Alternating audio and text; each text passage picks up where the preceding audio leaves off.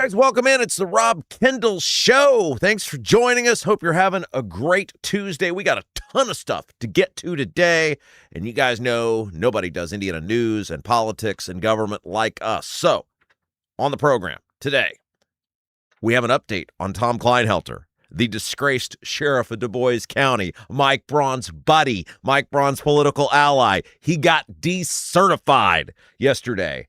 And we never, on this program, we never miss an opportunity to update you on bad things happening to that no good, dirty, rotten sheriff of Du Bois County, Tom Kleinhelter. We'll get to that. That's a big deal. We've got Max Engling explaining those mysterious criminal charges that got reported on that anonymous website from 20 years ago to the Indy Star. We'll tell you about that. The mayor of Lebanon, Matt Gentry, is going to be here with us. We're going to talk about this rotten property tax assessment system and how you're getting screwed because of the business assessments, how homeowners are getting screwed because of business assessments. We'll get into that. Gentry, of course, comes one of the most prominent Republican families in the state. We'll talk about the Republican convention, what he thinks is going to happen there. We got a lot to get to today. And speaking of the Republican convention, of course, all the focus is on the Secretary of State's race. And we start with the Secretary of State's race, but not on the Republican or Democrat side, rather on the independent side. And that is the big news that Abdul reported this morning, that Greg Ballard has turned in more than 35,000 signatures. Now, I know most of you who are longtime viewers of this program, listeners of this program. By the way, welcome wherever you're joining us from, whether you're watching live on YouTube 9 to noon each day, or you're an on-demand YouTube viewer, on-demand via Apple, Spotify, iHeart, all the places you can catch this program. Welcome. Thanks for being with us. You guys know nobody does Indiana news, politics, and government like us. But for you long-time viewers, listeners, whatever, you know how this works, but we have new people coming in all the time. So give me just a moment to explain what's going on here for the people that are new. So Greg Ballard, former mayor of Indianapolis, is trying to run for Secretary of State. And in order to do that, he needs to acquire 37,000 verified, and verified is the key word, signatures from voters across the state of Indiana. It is a monumental Herculean task. I'll come back to that in a second. And he's got till the end of June to pull that off. Now, Abdul reported this morning that he has turned in 35,167 signatures. That's what he's turned in. Not what he has in his possession, but that's what he's turned in. He needs 36,943. So he's about 1,800 signatures short with 2 weeks to go on what he's turned in. Now, let me explain again the process to you guys how this works. And if you're a longtime viewer, you may know this, but just bear with me. So the signatures are acquired by county. Each form is for a county. You take those forms to the county government, the Office of Voter Registration. They then verify the signature, matches the address, the name and address where that person is registered to vote. So I'll just use where I live, right? If somebody got 30 signatures from Hendricks County, they would go to the government center in Hendricks County. They would take those in. They would turn them in.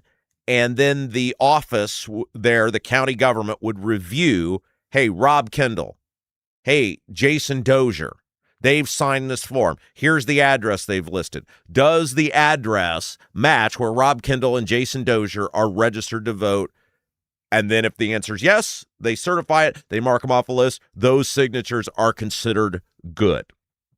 He has to get 37,000 of those said signatures by June the 30th. At that point, Ballard will then take those 37,000 signatures, whatever the number ends up being, and he will take them, I say to the Secretary of State's office, I believe it's technically the election division, but to the Secretary of State's office, election division, whatever, for verification. And at that point, then anyone can look through those signatures and challenge them. So let's say Ballard ends up with 42,000 signatures. Just a number, just throwing it out. I have no idea if that'll be his number. It may be short of that. I don't know. But if he ends up with 42,000 signatures verified from the local county governments, the Republicans would have to get 5,000 of those signatures thrown out. That's a monumental task. That's a really big deal. You probably get, I don't know, maybe you might be able to disprove 50 of them. I don't know. I mean, a lot of it gets disproven at the county level. And again, Ballard is not saying he has 35,165 or whatever the number was, verified signatures. That's what he's turned in. You guys may remember several years ago, a decade ago now, Todd Young had his signatures challenged, and basically the election board was like, well, we like Young, he can stay. Todd Young, Todd, you didn't get those signatures 10 years ago. You were lazy. You were lazy and arrogant, and they bailed you out. Spendenberg, But, no, producer Jason asked, is there a limit you can get in one county? No. Now, when you're talking about guys who run for governor or senator who have to give these signatures, there's 500. You have to get 500 per county on all 9 counties. So think about that. That's 4,500 signatures. I've been a part of that before with the U.S. Senate race. I've helped get signatures. That was a Herculean task to get 4,500. Ballard's trying to do basically 9 times that, 8 times that. And so I'll come back to that in a second, because that's really the story here, is the barrier to access to participate in the electoral process. But, we do some public school math here. You take whatever that number was. I believe it was 35,167 or 63, 65, whatever. And you subtract that from 39,643, which I think is what he's got to get. And you come up with he needs 1,800 signatures. I mean, he's going to need more than that because not all these will be verified. But in terms of the signatures turned in, he's 1,800 short just of that number. He realistically probably needs to turn in 40,000 just to be safe. I mean, if he turns in 40,000, he could still get 2,300 thrown out. He probably needs 40,000 signatures. Now, again, I want to preface, that is what he had turned in as of whenever that got reported. I'm sure he has more than that.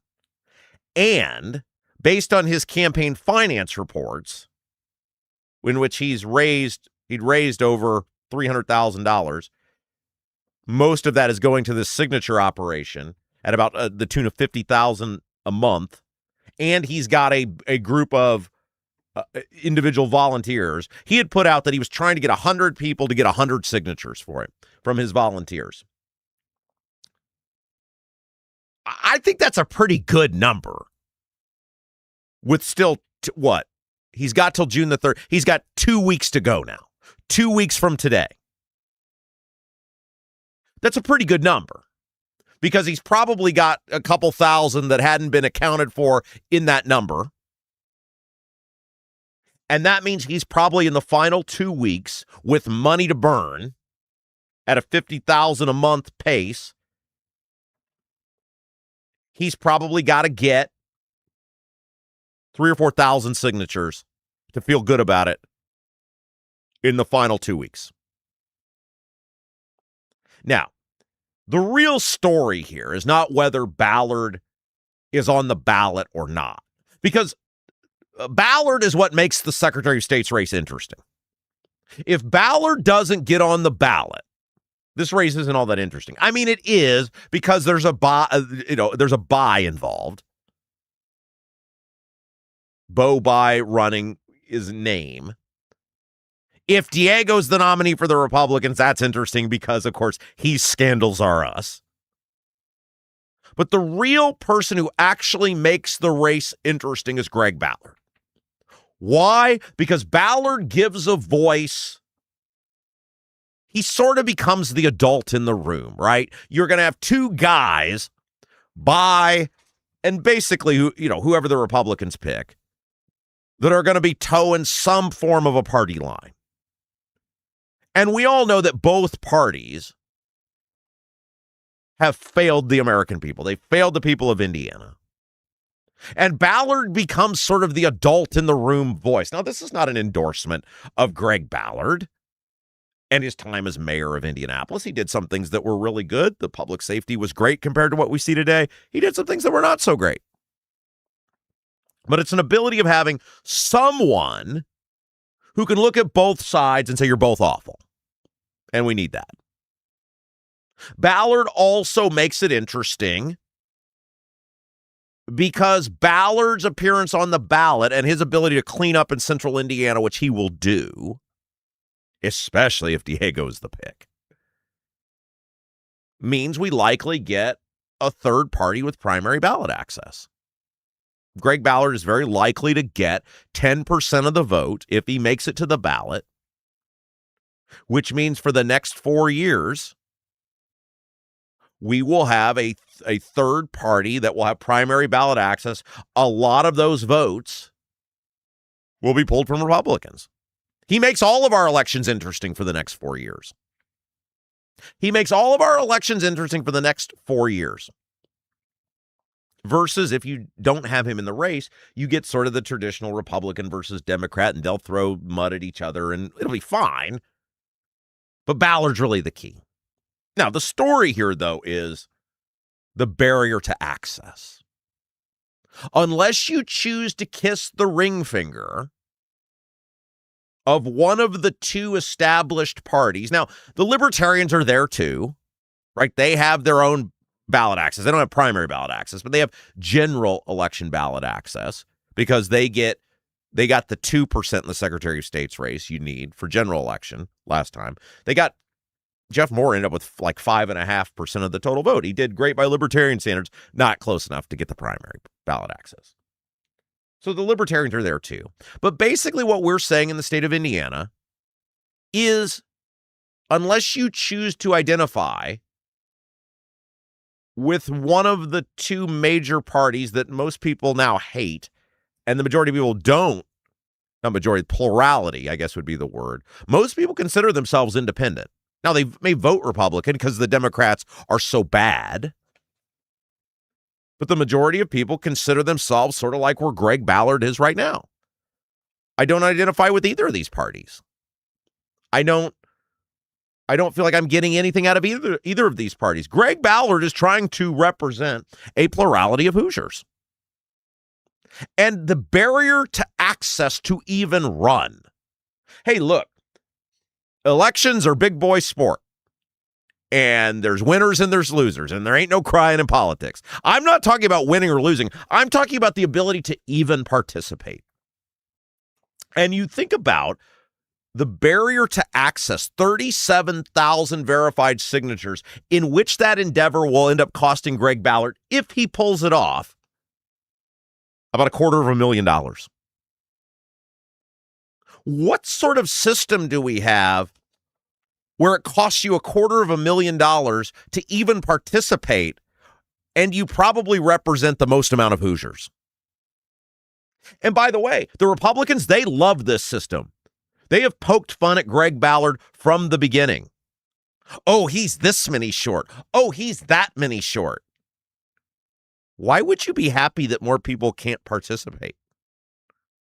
Why would you want people who are forced to pay taxes to fund their government to not be able to participate unless they go through the tunnel that you've provided? Hey, if you kiss our ring finger, and you have to vote in a certain amount of primaries. So there's a window where you can't run for anything, basically, because you got to get all these signatures to run, but you got to vote in 2 primaries in order to run as us. We have a system that is so broken, the majority of people, they can't run for public office in this state. Why is that okay?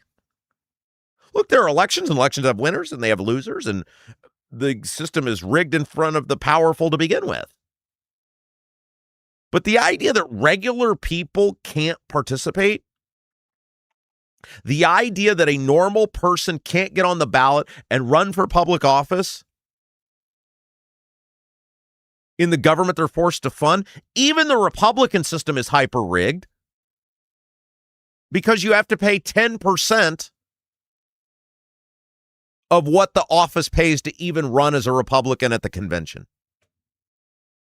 And that is what? Is that $15,000, $14,500, whatever the number is?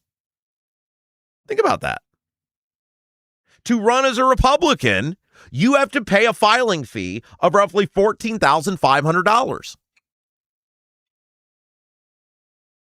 Again, money, because obviously no regular person can go out and get 37,000 signatures, is creating a barrier to access where normal people can't participate. Because the Republicans and the Democrats don't want normal people participating.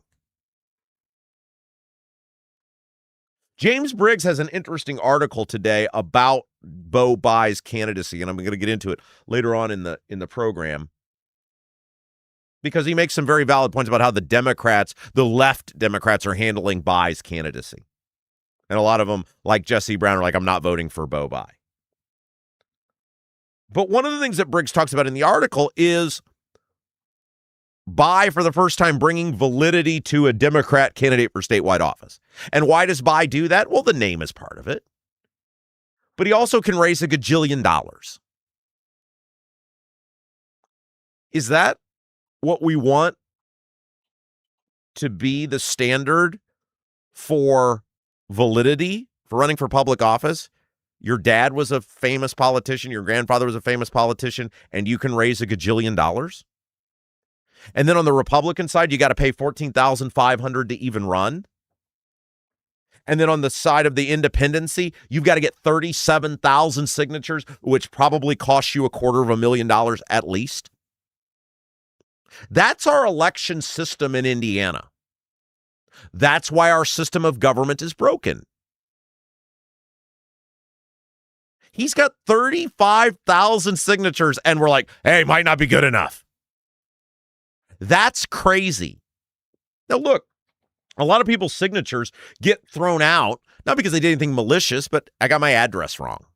I'm registered to vote somewhere different than where I signed. Some people may not even be registered to vote. Doesn't mean they don't support Greg Ballard being on the ballot. I mean, there's a world where Greg Ballard could end up with like 36,500 signatures and not be able to run. 36,500 people were like, yeah, sign me up for that. Probably more said sign me up for that who just signed it wrong for whatever reason. And they can't participate. That means those supporters can't participate. I mean, they can under the chosen ones. That's why Ballard's election, Ballard's getting on the ballot is so important. He's able to talk about these things with a bully pulpit for 5 months that the Republicans and Democrats don't want to talk about. They don't want it out there. It's why they fear Ballard. Look, in a weird way, I think the Republicans fear Ballard more than they do Bai. Because I think the Republicans say, well, as long as we're not stuck with Diego, which, by the way, if you're a delegate, you got to vote for Diego. You got to do it for Uncle Rob. We need 5 months of Diego. Go, Diego, go. Fight, fight, fight. If you're a delegate, you got to sabotage the convention. By the way, speaking of delegates, Thursday, we're going to have one pledged delegate from each of the 4 candidates. Jamie Rittenauer, Diego Morales, Max Engling, and David Shelton. I taped 2 of them yesterday. I'm going to tape 2 of them today, or schedule to tape 2 of them today. Based on the 2 that I taped yesterday, and this is a tease, I'm not going to give any, insight on this. Every candidate campaign should watch every one of those interviews, and every one of you who are delegates should watch every one of those interviews. Tell your friends. You'll figure out how this thing's going to go. Unless I hear something super different today, I watched both of those yesterday, and I'm like, I know how this is going down. And Friday, I'm going to tell you how this thing's going down. I'm going to tell you Friday, and if you watch Thursday, so look, get the haters ready. Tell them to get over here Thursday. They may not like me, but if you watch closely, Because I ask more than just who are you voting for and why. I ask a very important question of what are you going to do if your person goes down? And I'm getting similar answers on this. And I think based on, because I know the two people I'm going to talk to today, where they're going to go. Now, there's caveats to all of it, right? Because there'll be votes and then there'll be other votes. And based on how the first vote goes, kind of depends on if the next votes matter. But these interviews are fascinating so far. And they're short, right? It's not 20 minutes, 30 minutes. It's 10 minutes with each person. You'll learn a lot about how this convention is going to go. This is why our show's so valuable, by the way. I know that kind of goofy to have an all local podcast, right? There's some people in the media in Indianapolis who hate that we exist. Kind of goofy what you're doing. I don't understand it. You're not smooching the right ass cheeks. Kind of silly not to just get under the umbrella. But this is what I love about the show we're doing now. We can do this and nobody else has the freedom to do it. And it's super important. And you'll watch. And lots of people will watch. But it's kind of goofy. I know, right? So anyway, Greg Ballard, at least in terms of turned-in signatures, roughly 1,800 short. He's realistically about 4,900 short, or I'm sorry, 3,900 public school math, 4,900 short of what he needs to turn in, I think, to feel comfortable about the end result. We'll get an idea of the verified signatures in the coming days, and then we'll go from there. We'll see. But anyway, I wanted to touch on that because it's really the story is the barrier to access. The idea that they have made it virtually impossible for regular people to run for public office unless you kiss the ring finger and go under the banner of Party A or Party B. And that's done by design. They don't want you actually represented. Look, I'm not telling anybody to vote for Ballard. I haven't decided who I'm voting for. Obviously, I don't even know who the choices are going to be. But if somebody asks you to sign that petition, you need to do it.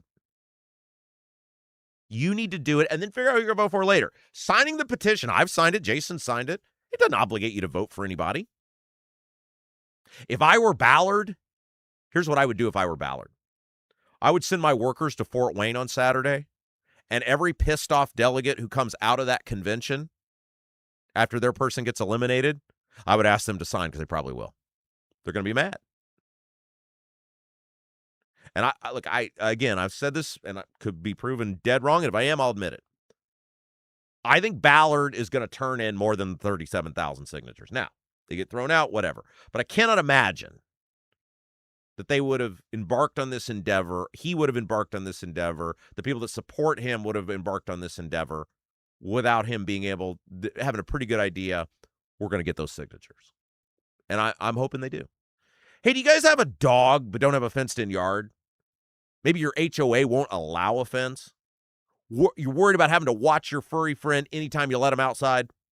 Avoid the blazing hot summers and freezing cold winters with All-American Dog Fence. All-American Dog Fence is the cost-effective, easy-to-use in-ground fence system to keep your dog secure and give you peace of mind anytime they're outside. All-American Dog Fence is locally owned. The owners, Kelly and Jeff, they have 3 dogs themselves, and they so believed in the product, they bought the business. How about that for a testimonial? All-American Dog Fence backs their Pet Stop products, designed and manufactured in the United States with a lifetime warranty. Call or text All-American Dog Fence at 317-862-6606.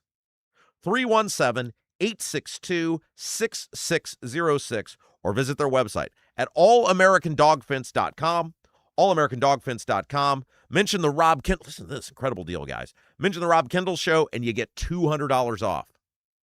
Great service. They're huge fans of our show, by the way. They listen. They watch all the time. So that's why they're offering the special offer. Mention the Rob Kendall Show, get $200 off your product, your service. allamericandogfence.com. Okay, let's take a break. When we come back, we have an update in the Tom Kleinhelter saga. Braun's buddy, the sheriff of Du Bois County, he's getting decertified. We'll tell you about it next when we come back. You're watching Rob Kendall Show. Hi, I'm Lauren Wilson, Realtor with App Properties. I would love to get to know you. I know that buying and selling a home is a really big deal. You need a plan in place so you can succeed. And that's where I come in. If you are buying, let me help you find that perfect home. And if you are selling, let me help you find that perfect buyer. Look, we're all Rob Kendall Show fans here. That's why I'd love to get to know you. I'm Lauren Wilson, Realtor with App Properties, an Army veteran and a Hoosier through and through. Call me at 317-590-2290. 317-590-2290. Do you have a dog but don't have a fenced-in yard? Your HOA won't allow a fence? Worried about having to watch your furry friend anytime you go outside? Avoid the blazing hot summers and freezing cold winters with All-American Dog Fence. All-American Dog Fence is the cost-effective, easy-to-use, in-ground fence system to keep your dog secure and give you peace of mind anytime they're outside. All-American Dog Fence backs their Pet Stop products with a lifetime warranty. Call or text All-American Dog Fence at 317-862-6606 or visit their website at allamericandogfence.com. Mention the Rob Kendall Show and get $200 off a new installation. Buying a home or thinking about refinancing? Work with someone local who understands the Central Indiana market. Gary Tedrow with Verity Mortgage helps homebuyers and homeowners explore options for purchasing, refinancing, or even consolidating higher interest debt through their mortgage. Gary's approach is simple, clear advice, and personalized guidance so you can make confident decisions. Visit loansbygary.homes to learn more or get started today. You've got nothing to lose but dollars on your mortgage payment. So call for a free, no-obligation quote, 317-695-5179. Gary Tedrow, NMLS number 179207 with Verity Mortgage, NMLS number 70345, an equal housing opportunity lender.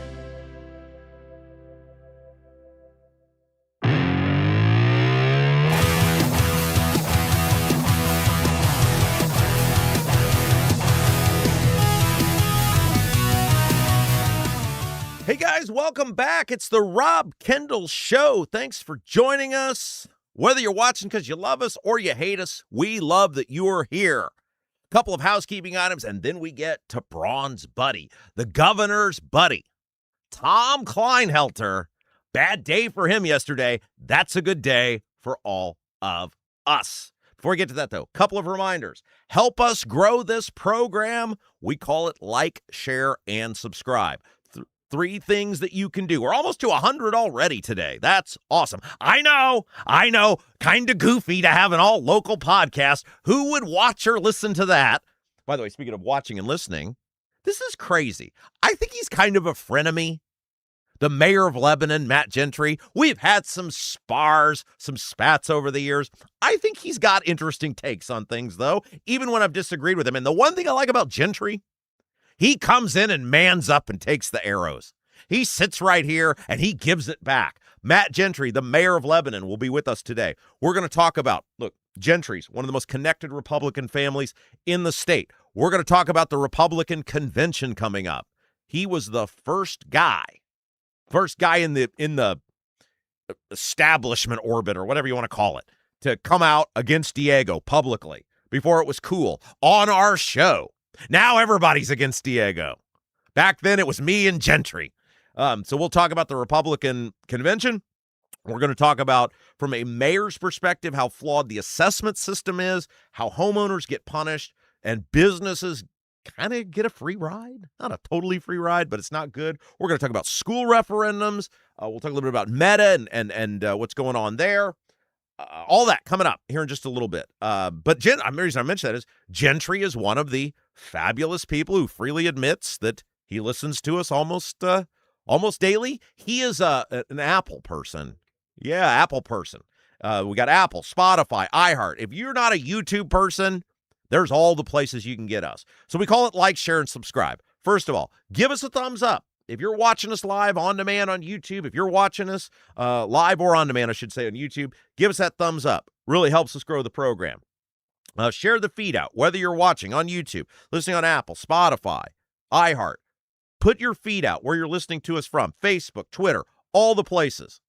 And last but certainly not least, whatever platform you're on, subscribe to that channel. Like, share, and subscribe. That's how we grow the Rob Kendall Show with this great local content you're not going to get anywhere else. Okay, also, 2 things you can do over at robkendallshow.com. Have you been to robkendallshow.com? If you haven't, check it out. We got our live link up there. We've got all the on-demand platforms up there. If you're like, I wonder if they're on this one. They're up. You can find it there. I don't know. It's like 99% of the people are YouTube, Apple, Spotify, iHeart. But if you've got some bizarre place you like to listen to your podcast, maybe we're on that one. Find them all over at robkendallshow.com. We have articles each day from our favorite segments that we do. We turn them into articles you can read. And the link to our live show, if you're new, you can come see us in person. Hang out with all the people from the Rob Kendall Show world. Join us. It's going to be it's going to be a much smaller little event than we had the last time. But it's going to be a great evening together celebrating the Rob Kendall Show. A few tickets are still left. You can get them now at robkendallshow.com. June the 27th, Mad Hatter Comedy Club, Event Center in Greenwood. It's going to be great. A chance for all of our YouTube friends to hang out, to get together, to celebrate. We're celebrating you guys is really what we're doing. You guys, for going on 16 weeks now, have just been amazing. 75, this is episode 76, right, of the Rob Kendall Show. And you guys have just helped this program grow, and we wanted to say thank you. I'm gonna do a one-man show. We're gonna laugh. We'll tell some jokes. We're gonna roast some politicians. It's gonna be a hell of a fun time, and you can join us June the 27th. Head over to robkendallshow.com. We've got the tickets to the live link, the link to the live show tickets. How about that? Bam. The link to the live show tickets right there. Come hang out with us. Come have a good time. And, of course, we've got the support button up there as well. robkendallshow.com. If you like what we do, if you want to throw $3 our way, we'll take it. We're about to buy a couple more microphones, by the way. So you can say, hey, I want to help you buy those microphones. Jason, there's too much bending over to move these microphones from set A to set B. So we're going to buy some more microphones so that Jason, in his advanced elderly state, does not have to bend over each day to plug the microphones in. If you want to be a part of that with us, support button, robkendallshow.com. Thank you to the hundreds and hundreds of you who have supported us throughout our first 3.5 months of the program. Okay, one other thing, and then we will get to Braun's buddy, Kleinhelter, and what he's dealing with. Hey, one of the biggest challenges homeowners face is coordinating the sale of their current home with the purchase of the next one. Gary Tedrow with Verity Mortgage helps Central Indiana families explore bridge loan and home equity solutions that may provide flexibility during the transition. Whether you're moving up, downsizing, or need access to your home's equity, Gary takes the time to understand your goals and walk you through your options. Visit loansbygary.homes to learn more. Visit loansbygary.homes to learn more. Gary Tedrow, Verity Mortgage, NMLS number 179207, equal housing lender. All right, so this story comes to us from the Indiana Capital Chronicle. Big news yesterday, and this is, of course, a story, one of the many fine stories we broke on the old radio show that would not have existed if it were not for us, and that is one of the things I'm most proud of. It's all the fabulous stories and all the people that we held to account over the years. The Indiana Law Enforcement Training Board accepted Du Bois County Sheriff Thomas Kleinhelter's voluntary relinquishment of his certification Monday. Kleinhelter will continue to serve as county sheriff without the law enforcement credentials required of most Hoosier police officers. Now, Indiana sheriffs are, of course, constitutionally elected officers. Their authority comes from the voters. But in regards to what he can do as a cop, he Dunzo. So let's remind everybody of what happened and what led us to this. So Tom Kleinhelter is a very close political ally of Mike Braun. Braun was boasting all about having Kleinhelter's endorsement when he ran for governor. This, of course, makes sense because he's the sheriff of Braun's home county, Du Bois County. Kleinhelter came under a State Board of Account review in 2024. State Board of Accounts is the state agency that audits all units of government, your school systems, your cities, your towns, your sheriff department, fire territories, all the stuff. The State Board of Accounts is what looks into the expenditures and says, okay, you did everything fine. It's not whether they agree with the expense, right? Like, we're spending money on a swimming pool, or in the case of Carmel, fake people on the street. It's not whether they agree with the expense. They're not saying it's good government. It's saying, can you legally do it? Did you legally abide by the rules and regulations put forth?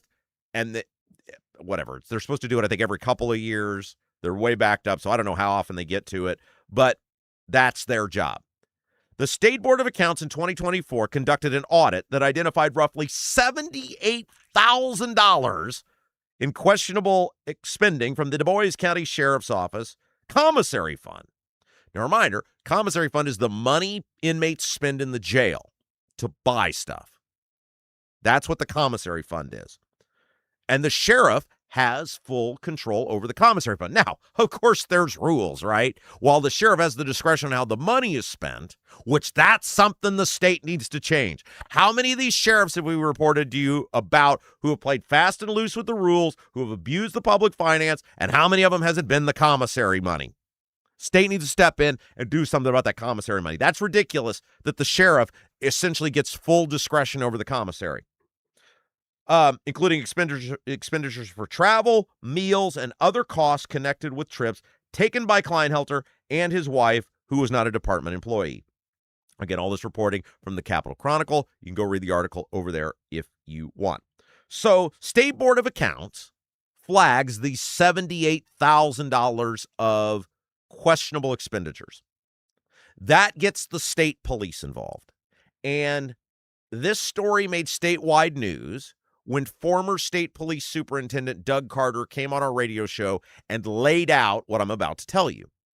So, late 2024, there's this audit. State police gets involved. Decorated law enforcement officer Jeff Herron is put on the case.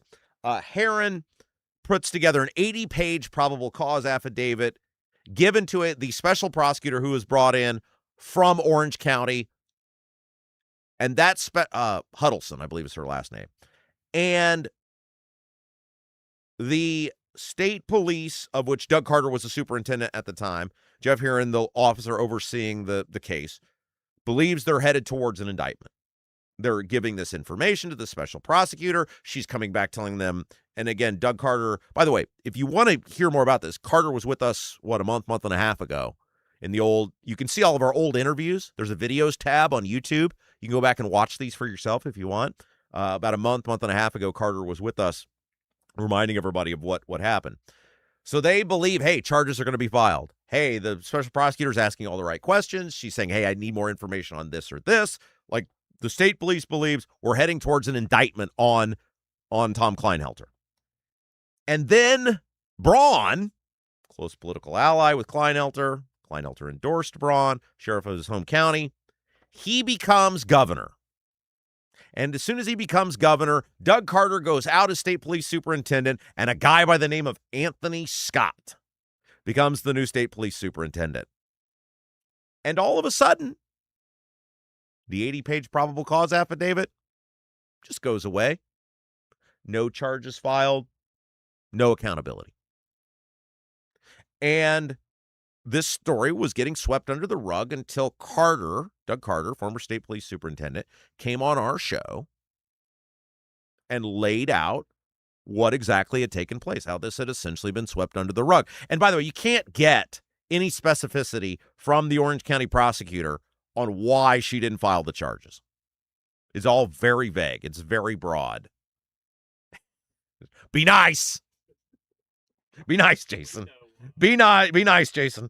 And so then this got statewide media attention after Carter came on our radio show, and numerous outlets started covering it. And then fast forward to earlier this year, the Marion County prosecutor, Ryan Mears, filed charges against Kleinhelter, not for the alleged crime itself, because that would have to be either the special prosecutor, would have to be the special prosecutor or another prosecutor if the case was relinquished, because the alleged crime happened in Du Bois County. Ryan Mears doesn't have jurisdiction over that. What Ryan Mears filed charges to, including a felony, was that Kleinhelter lied to the state police during the investigation.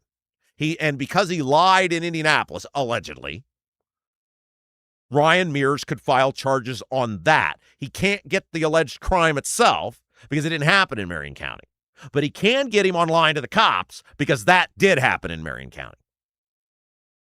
So that brings us to what happened yesterday. ALEA, the Indiana Law Enforcement Academy, oversees the credentials of law enforcement officers in the state of Indiana.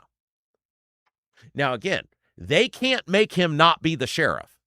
The only way to be removed from office in the state of Indiana, if you're an elected official, is either you resign or you're convicted of a felony. It's the only two ways to remove somebody from public office in the state of Indiana. A law enforcement academy can't do it. What they can do, though, and as we laid out at the beginning, is they can revoke your law enforcement credentials, which means you can't be a cop. You can't do the actions of a law enforcement officer. And in this agreement obtained by the Capitol Chronicle, Kleinhelter surrendered his certification. However, as part of this, it, quote, does not constitute an admission of misconduct and instead is intended to resolve disputed allegations and avoid a scheduling hearing. So basically what Kleinhelter said, this is Rob Kendall's interpretation, because they'd had hearings on this, and it was very passionate that people said, do not let him keep his certification. Kleinhelter knows he's in big trouble. He knows Mears is not screwing around because it's a public corruption case. And he knows what the end result was likely to be, which is going to get those credentials stripped. So what he said is, I'll save everybody a bunch of time and money, including myself, because he's got to pay somebody to represent him. And I'm going to agree to lose my certification in exchange for the ALEA, I-L-E-A, the Indiana Law Enforcement Academy, acknowledging this does not constitute an admission of misconduct. So he's giving up his ability to be a law enforcement officer, the powers of law enforcement, but it's not an admission of misconduct. Quote, I love this quote. I voluntarily gave up the certification, and if you have read it, there is no finding or admission of any wrongdoing, Kleinhelter said in a brief email response to the Capitol Chronicle after the meeting. In all caps, no further comment. In all caps. I'll show you guys. No further comment. There's zero remorse from this guy, right? There's none. It's like the perfect example of he's not sorry he did it. He's sorry he got caught. And he doesn't want himself held to any account whatsoever. Quote, he can never get a law enforcement certification in Indiana unless this board would approve it later, said Anthony Scott, the state police superintendent. Tim Horty is the executive director of the Indiana Law Enforcement Academy, said, quote, but now he has no law enforcement authority outside of his sheriff responsibility, so when he leaves the sheriff's office, he cannot be a police officer anywhere in the state. What a complete embarrassment. The whole thing. I mean, first of all, let's start with the guy, right? Like, he totally did it. I mean, we've had Carter on the old show. We had him on this show now. Go listen. I think some of those old interviews with Carter are still available, and obviously the one he did with us a month and a half ago, whenever that was, is available. There's no doubt Kleinhelter totally did it. He totally misused the commissary money. Zero doubt. And there appears to be zero doubt that some shenanigans went on in which this guy, when you listen to Carter lay out how the Orange County Special Prosecutor was laying out the case and what she was asking for and what she wanted the state police to do up until the time Braun got elected governor, and then how that suddenly changed without any sort of explanation with specificity whatsoever. It totally got swept under the rug. This guy got away with it up until Mears stepped in. Think how bad that is. Ryan Mears is the good guy in all of this. Mears is the white knight right again. That's how bad this is. And this guy was totally going to get away with it because of who he was and who he was connected to. That's the first part of it.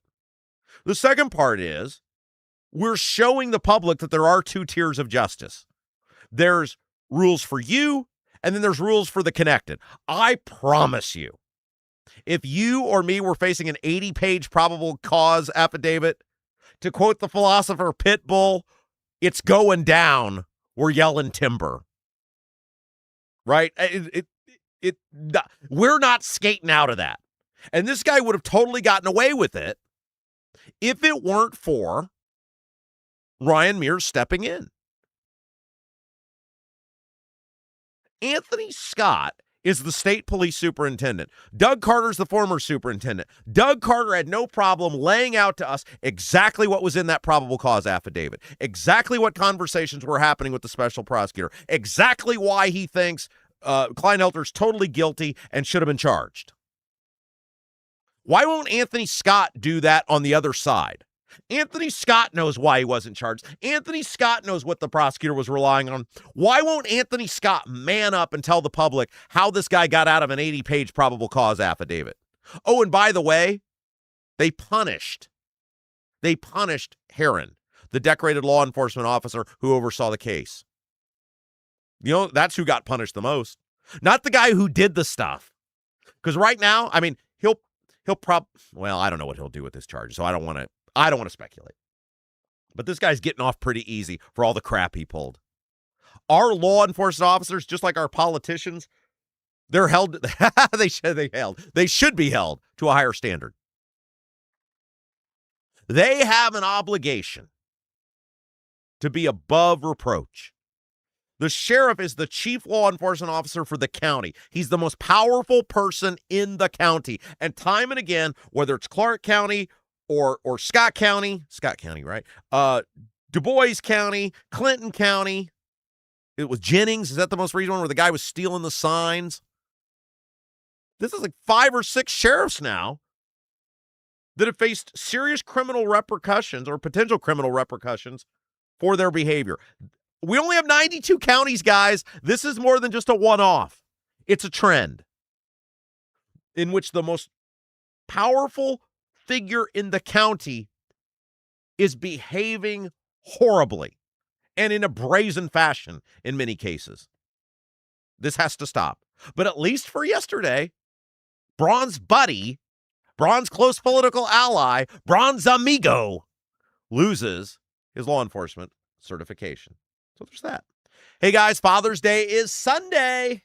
And I know you're like, what do I do for Dad? I always do the same stuff. It's like a tie. It's a pair of socks. It's a card. And there's nothing wrong with that, to steal a line from Seinfeld. But why don't you do something different? Why don't you take him to the Honeysuckle Hill Bistro for their fabulous Father's Day brunch? Listen to this menu for Father's Day brunch at the Honeysuckle Hill Bistro in Brazil. Fried Atlantic cod, pork burger sliders, pasta salad, corn on the cob, kickin' baked beans, Dolly's potato salad, peach cobbler a la mode, and a non-alcoholic drink. It's all a part of the brunch buffet at the Honeysuckle Hill Bistro on the water. Outdoor seating available, scenic, out of the way, a chance to breathe, relax, enjoy a fabulous meal. You got to do it this Father's Day. 2 ways to reserve your spot. You do need to get a reservation because the spots will fill up.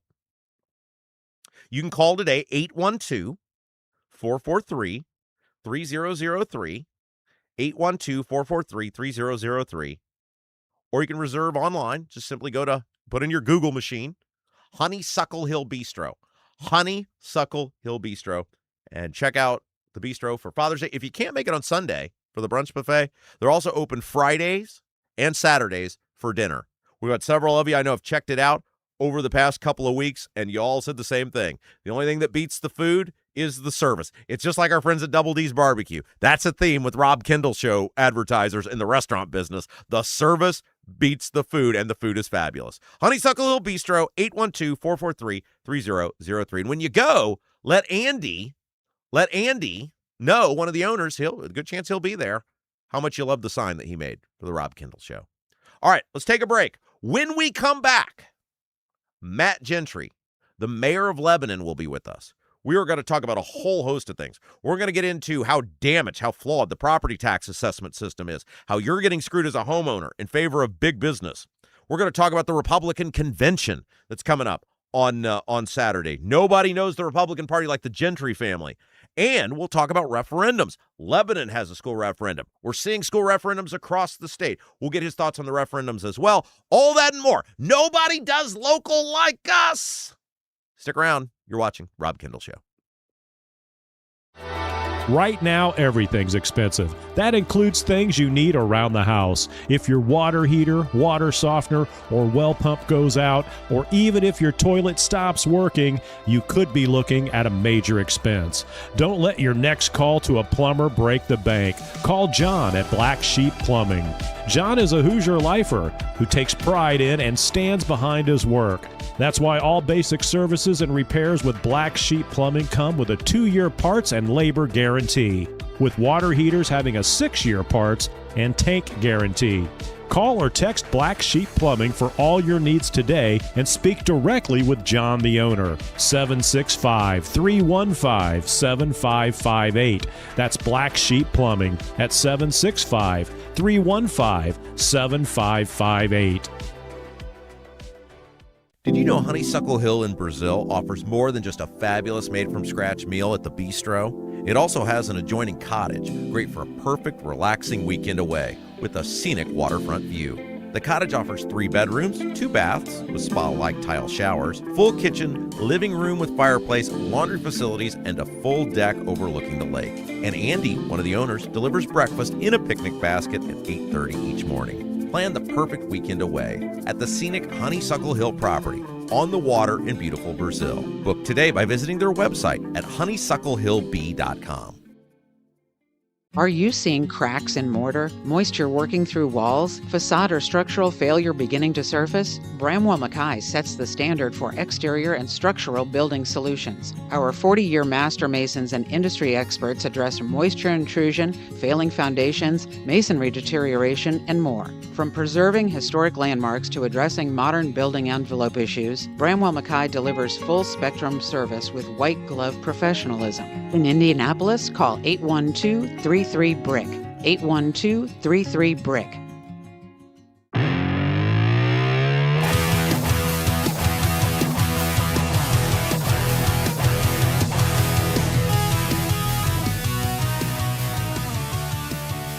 Welcome back. It's the Rob Kendall Show. You know, we had so much conversation last week about assessments, and we got a listener who said, I'm going to volunteer to tell you what's going on, and it's not good. He's the mayor of Lebanon, Matt Gentry. Hello. Hey, Rob, thanks for having me back. It's so weird we're going to be here and not fight about LEAP. I know, right? It's going to be great. Some people are going to be very disappointed. You're going to realize we agree on more than you think. All right. So you've been saying that for like 10 years I now. have. I'm gonna Eventually, you're going to win me over. Yeah. Okay. So last week, I was very upset about my assessment. And my assessment was higher than my neighbors. Our houses are nearly identical. I called over to the assessor's office. They said, yeah, this looks like something that you should probably appeal. And I was like, well, can't you just explain it to me so I know whether to appeal? No. Well, but you did the assessment. Is there someone you can forward me to? They said, no, you have to appeal. But I said, then won't they come back and ask you the same things I'm asking you? And they said, you're probably going to need to appeal. And you texted me and you said, there's a lot going on here you need to know about. Well, I think the bigger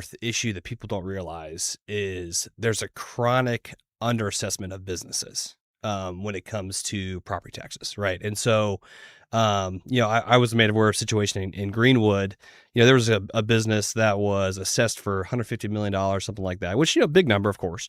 But when it actually went to market for sale, it sold for $300 million, right? So the home market, there's a very clear market there, right? A lot of data with the home. So they can be pretty accurate when it comes to what's your home worth, and as long as I don't mess up like the Hendricks County assessor apparently in your case. But reason I couldn't get an answer. Yeah, well, and so again, but there's a very clear market with the homes, but on the business side, a lot of times they're way underassessed, right? The assessors know how to assess homes. They have much harder time with the businesses. Why? Because they don't turn over as frequently as the home markets do. And also a lot of it is self-reported of what the business said, hey, we spent this on equipment, so it's worth that.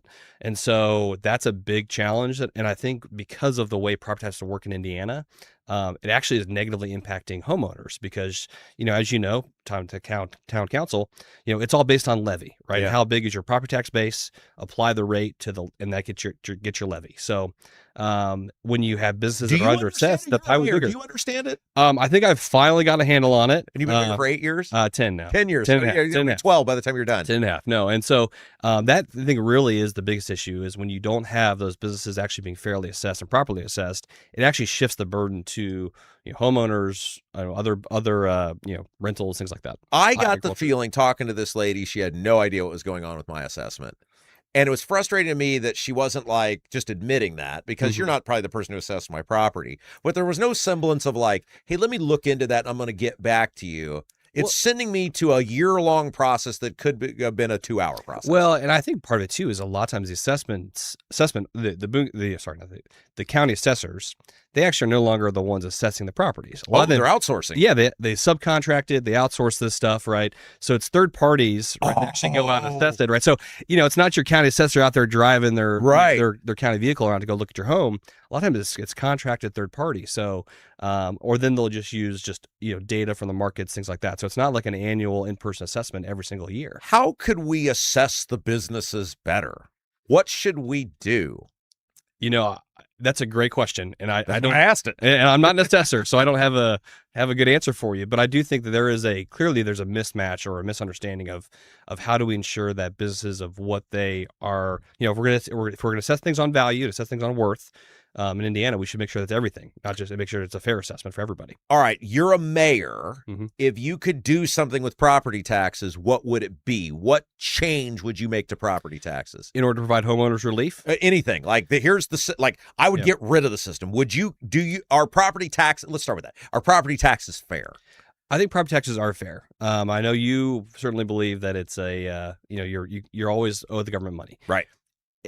I don't want to owe you money. We have to pay for services, right? And so short of some type of system where, everybody pays X amount for police and fire protection and park entrances. I mean, that's the issue is we have these public services, public good, and how do you properly fund those things, right? And that's how we fund it through a mix of obviously property tax and income tax. But are there ways to tweak that? I don't know. I mean, certainly when I was, when we're talking about trying to give homeowners relief, certainly I was an advocate of, increase the homestead deduction, right? If that was an issue for people that are struggling right now because home values went up so fast, if they hadn't changed the nominal deduction amount in a long time, then triple it, increase it by a lot to give people that relief, because that actually is direct relief from property taxes. But, when it all works through the whole system, it's complicated. As everybody found out last year or 2 years ago, it's complicated. I've had to stop going to the town meetings because I just get too pissed off and it's not good for me because I can't do anything about it anyway. Yeah. But when I went to a meeting a couple months ago and they're crying about property tax cuts. Now, look, I think the business guys got too much. Yeah, and frankly, that's what undercut SB1 too, right? Is that business personal property depreciation schedule and all the kind of in the weeds things that people didn't really hear how to talk about. That really is what undercut SB1 for a lot of local communities, and so that's the big issue. I mean, I would agree that a type of relief was valuable just because we did see dramatic changes in home values. Anybody ask you? Ask me what? You're connected to all these people. I gave him my advice. Was it ignored in the order it was received? Well, you were on the other side of the table, I think, negotiating with them. So I would have said, hey, what Rob is proposing is probably not going to work out to get through the legislature. Then why did Braun propose that? I think you bullied him into it. Oh, no way. Yeah, I think you did. What, can you say that again? You're saying I bullied the governor into public policy? I know he's a listener, when you were on the old show, and so I think you were talking about it so much, and I think it became an issue, right? And so, and certainly there were realities there with the changes, the home values. So J.D. Prescott has a plan now. He changes it as often as he changes tax his on underwear. services. Yes, and I don't know which. This is like it's like the Sharknado movie. It's like number 9 or 10. I don't know which version we're on. Any chance that ever is going to see the light of day? I think is an uphill battle. I mean, I think on some level, the big mechanism is, hey, we're going to fund cities fairly. Yeah. As we find out the school funding formula, that formula on how to fund things fairly gets debated and changed every year. Yeah. Right. So I think if that's the goal, is we're going to eliminate property taxes and we're going to shift towards that. I think that's it just sets up a situation where we're fighting over that formula of how that money is distributed every year to fund local services. So at some level, property taxes, there is a local control factor that I think is valuable. And going back to earlier, the state puts these artificial like caps on growth and maximum growth quotients and all these things that are kind of arbitrary, frankly. And so does the state have any idea what they're doing? You were around these guys for years. Your dad was a very prominent Get Republicans Elected guy. You were in The Firm, right? Was it that there was a movie, The Firm, and I picture like you were one of the partners in The Firm. Do these guys have any idea what they're doing? Any idea? Well, we did the campaign side, so I can't speak to the policy side. But it was a firm, right? The Firm. I would say, and I used to work at the Statehouse too, right? So I saw it from the other side, and they have a lot of bills, right? And so there Too many. Well, I mean, debatable. We'll see. I mean, the ones that move forward usually aren't always the great ones. But I think the issue is there are a lot of issues to cover, right? It's a part-time legislature. And they have limited bandwidth, right? And in this property tax system, it was not invented overnight. It's kind of grown over these years. There's so many facets to it, so many complications to it, and even someone that lives in it, right? It's taken a long time to really fully understand all of the nuances, and a little tweak here can have huge ripples somewhere else. And so I think that's so to answer your question, does anybody fully understand property taxes in the legislature? I would have to guess no. Am I a radical? I wouldn't say radical. I think you can be as mean as you want. No. I think you are a vocal taxpayer advocate. I like that. I'm gonna put that on I'm gonna get one of those embroidered shirts like you got. That's what I'm gonna put. But I think though there are also people try to use. People always see the memes of all these things of like, no one over 65 should pay property taxes. Right. And Florida's limited property taxes. Why can't we? It's like, well, 65-year-olds typically use more public services than the people our age, right?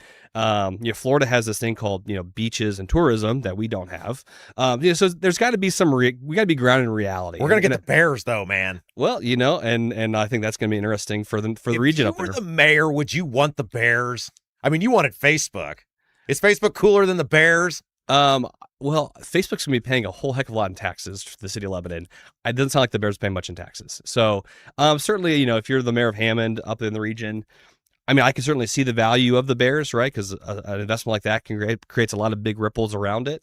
But I think the city up there is going to have to be creative in how they capture that and how they use it, but could come with a lot of headaches as well, too. Matt Gentry, the mayor of Lebanon, is our guest. Okay, so there's every school district in the state except for like the one I live in. You're welcome, Brownsburg, is going for a school referendum. Now, Lebanon has one. Yeah, they passed one in 2022. You told me before we went on the air, and I got to ask you this. You said you were neutral. Yeah. What does that mean? You're neutral. You're a voter. Yeah. So I'll be honest. When I voted for one of because they actually have two referendums. So one is capital and one's operating. Oh, right. Yeah. I voted for the operating, and I voted against capital.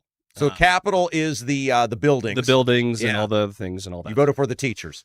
Your constituents. Well, a lot of it was the teacher salaries, but also school safety, SROs, things like that. So there were some other programming things they had in there. Don't you feel like you're bailing out bloated government? I mean, Brownsburg's number one in the state. They don't have one. If you're number one and they win the state championships and all this stuff. Well, Lebanon's not number one, right? And Lebanon does have quite a higher level of free and reduced lunch in our community, and so I do think there was some support need that was justified from that standpoint. Now, some of the buildings they've been building and some of the other things probably further than I would have gone if I was superintendent. But maybe that could be your next job? No, you're going to need one. No, soon. I'm good. We'll figure that in a year from now. And so that's kind of where I struggle with it. But at some level, though, at the end of the day, the referendums are the public getting a chance to speak on it. Yeah, but it's rigged, man. I mean, look, if you're a school district and you can spend $60,000 on a consultant, and I agree, these PACs, right? I mean, these construction companies aren't giving out of the goodness of their heart, right? Well, they're not, and they give to state representative candidates and that's right, and governor. I mean, everybody's trying to do that as well too. So no, I certainly agree. Using public taxpayer dollars do the consulting thing like that. I mean, that does raise eyebrows for me, certainly. But again, that's we live in the sandbox the legislature creates for us. Matt Gentry is our guest. He's the mayor of Lebanon. Now, I'm introducing you like that, even though people can see you on the video. You said you're a big audio guy. Yeah, I'm more of an Apple Podcast guy. Yeah, you, so. See, that's good. We'll pop that up. Give us a 5-star review on the Apple Spotify. And you did point out you're very generously a subscriber to the channel too. I am. Yeah, I follow you guys. Obviously, I have 3 kids, so I don't have a lot of time to sit down and watch the YouTube stream. But when I'm out mowing the lawn or Perfect. Getting stuff done, All counts I get the AirPods in and knock it out. All right, convention is Saturday. Yeah. Okay, let's start with this because you're a connected Republican guy, right? Why are we having our conventions in Fort Wayne? I think they wanted to kind of throw olive branches to other parts of the state. It's a long driving olive branch. It is, but How about Muncie? Muncie would have been more doable. Where would you host in Muncie? Well, I don't know, but okay. But I'm just saying, like 2.5 hours both ways is too much for me. Again, I think Indiana is there's a geographically diverse state. Yeah. There's certainly a lot of people, a lot of places. And so I think there is some value of moving it around. But I mean, I understand it's not. I mean, but both people from Evansville drive from Evansville to Fort Wayne. That's my point. So we're the center of the state. We get the stuff. That's the way it works. Well, we get that big old stadium. Well, that's why they get yelled at all the time too, the legislature. So okay, do you have a choice of the Secretary of State candidates? I'm not a delegate, so I haven't really put much thought into it. It's going to be fascinating to watch. I think people are kind of you put a bunch of thought into it. You live in this stuff. I mean, like I said, if it was me and I had to go press a button, I think I'd vote for Dave Shelton. Yeah. I do. You and I agree. Yeah, I think I'd vote for Diego for the chaos, but if I were like a legitimate delegate. Yeah, if I wanted to say who do we nominate for our best candidate? Yeah. Now I don't think it means Diego's going to lose though either. Well, you don't think it's done for him? No, I don't think so. I think you're underestimating the influence of county party chairs that are outside of the donut counties and frankly even people like Mario in Hampton County. Masalamani. Thank you. You said it, not me. Yeah, very good. I'm a trained wordsmith. A lot of those guys had the influence to get Beckwith across the line. Yeah. Right. So Northwest Indiana, right? A lot of people up there. So I wouldn't say count Diego out yet. And you came on here months ago and were like, Diego's got to go. I was anti Diego when he ran the first time. So again, like I said, I knew when we ran against him for Congress with Jim Baird in 2018. Yeah. So and the fact he voted without where he didn't have a sunset deduction is just the fact he got through with that is just wild to me. But again, the convention is not an accurate reflection of just your average voters in Indiana. I find the hypocrisy staggering for a Rokita who mentioned scandals in the plural, and it's like, so what? One scandal was good enough for you? Like, how do why does nobody ever challenge these guys on this? And that's frankly, from my perspective, looking at it, is what bothers me. It's like, Banks and Rokita and all these guys, they sprinted out to endorse Diego, that's right, when this all started. And it was just like, what are we doing? Right. Because someone that's qualified to run for that office, right? You got to, and God bless Dave Shelton for doing it, I guess, right? But like, you got to be kind of a little bit of a masochist to be willing to do that, going against the attorney general, sitting senator, right? You got to be a little bit willing, crazy to do that. And so, candidates that could have won, that could have been a good alternative to Diego, they're like, no, I don't want to go against Rokita and Banks and all that kind of situation. And then the last minute to do a swap, and it's just like, come on, it's just icky, right? Because obviously all the stuff's coming out right now. You got Diego had another fabulous meltdown on Friday, which was great for us today. You've got Engling being accused of all sorts of online shenanigans. Does this move the delegates? Do they pay attention to this? Like, my point is, if Max Engling at 23 years old wanted to hook up with a bunch of chicks on the internet, what do I care? That doesn't really move me. I don't know. And that's the thing. I mean, last time I was a delegate was I forget what year it was now. 2018, 2020, I guess I was a virtual delegate. In fairness, you were at the one in 24. Yes. And I might have pointed at you and laughed as you left the building. And now who's laughing now, Rob? Yeah. Well, and that's, I mean, I mostly just wanted to beat you. I didn't really care about Michael winning. I've been around a lot, right? And so obviously I've been raised around this stuff. I've been around campaigns for a long time. And and I can kind of sense a bullshit, right? And so if I could say that, You can say that here. Yeah. And we're not on the radio yet. Yeah, and it's just Micah always gave me that vibe, and I'm just like, you don't. So anyway, well, the thing about con men is, and somebody told me this, they're great at finding out whatever your greatest desire is and convincing you they can make it happen. And he knew with me, he's like, this guy wants property tax. Right. So I'm going to tell him whatever he needs to hear. Right. And then obviously admitted to me later he knows nothing about any of it. Right. Which is like, you deal with these politicians all the time. Was that ever hard for you when you were in the political elect these guys world because you knew a bunch of them were just total fraudsters? I mean, and that's the thing. We tried to work with candidates that we actually liked and represent and respected, right? There were campaigns that were like, oh, what is this guy doing? There were there were candidates before that were just like, why is he doing this, right? And there's concerns there. But when they do stupid stuff, did you have to talk to them? Like, what are you doing? Yeah, I think we tried to help them understand, like, okay, that was not a good idea, and here's a better way to talk about these things. And but at the end of the day too, right? Especially when I first started, we were trying to get back the majority, right? Yeah. And trying to get the, when I first worked in 2010, Democrats were in the majority in the House, right? And so we were trying to get back the majority in the state House, and then we got the super majority and all those things. So there was a lot of good people, but then the other opportunities present themselves, and they leave and they do other things. And so it is a challenge. Is it like Facebook's not real life? It seems like on my Facebook, everybody's like, oh, I love Max Engling. Is that just like a small portion of the populace? Yeah, it's not real life. Oh, it's not real life. No, it's because I'm just flooded with how wonderful he is. No, he is a very good looking individual, but I don't think he's that great. Facebook and X are not real life, and I think it's the biggest thing. Who's winning? I think it's 50-50. I think it's either. Well, the question will be, how much can the bank's machine, so to speak, give Does he have a machine? Oh, yeah, absolutely. Oh, really? Yeah. You call them the lunch club all the. I mean, yeah, they've got a machine, right? I mean, all those people, right? And so, can they get their people to move the county chairs, to have the county chairs put influence on people to get them across the line? I think there's gonna be a lot of that. It's a lot of that backroom stuff with convention stuff that happens. Different, because you always talk about establishment and not establishment, right? It's really not that. It's camps, right? It's different. Yeah. It's different. It's like tribes. Yeah, it's more like tribes, right? And how do the different tribes, coalesce and get together and agree on people and all those things. So it's not as clear as establishment, non-establishment. Now, my thing on this, I don't have any favorites because I'm voting against whoever it is, right? I haven't decided whether it's Ballard or Bai. Yeah. My dream is to watch the Republican Party learn a very hard lesson, and my best ideal lesson is Bai wins, Ballard gets 10%. Now there's a new party. Am I an idealistic dreamer? Can that happen? I think the problem is you're it's not. I'm out for blood. No. In fact, I think the Republican Party does need to learn some lessons as well too, right? Yeah.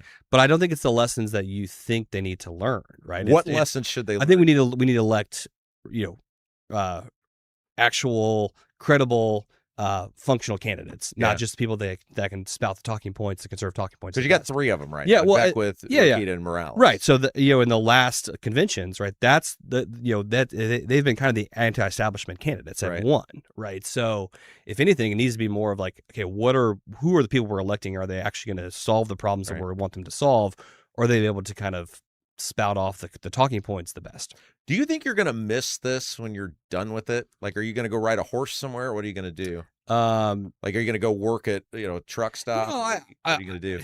I have not determined that yet. It might be a truck stop. We'll see. Yeah. No, I don't think I will miss it. Certainly in the last really even 6 years, it's gotten very personal, and that's been hard to deal with. But, I have always been passionate about trying to make my community better, right? Yeah. So I certainly will miss the opportunity to try to make my community better every single day, because as a mayor, that's the best way to do that, and you can make real impacts there.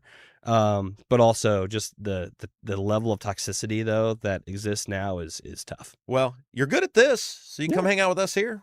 Anytime. I mean, we got a great life here. Look at us. Look at how happy we are. This new undisclosed studio is undisclosed location. It's great. It's great. This is your bunker. No, it's very nice. It's very nice. Matt Gentry, the mayor of Lebanon, thank you. Thanks for having me, Rob. Yeah, we'll take a break. We'll be back. You're watching Rob Kendall Show.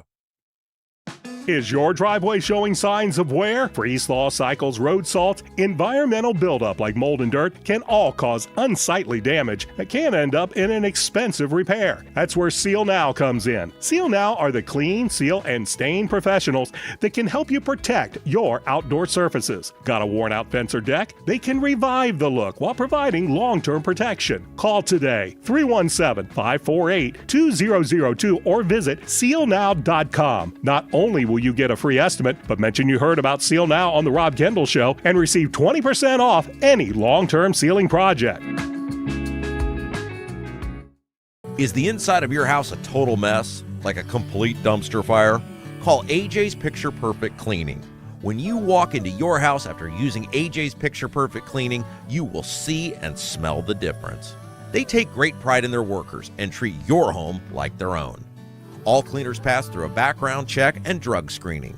Call today and mention you heard about AJ's Picture Perfect Cleaning on The Rob Kendall Show, and you will get an incredible $50 off your first clean.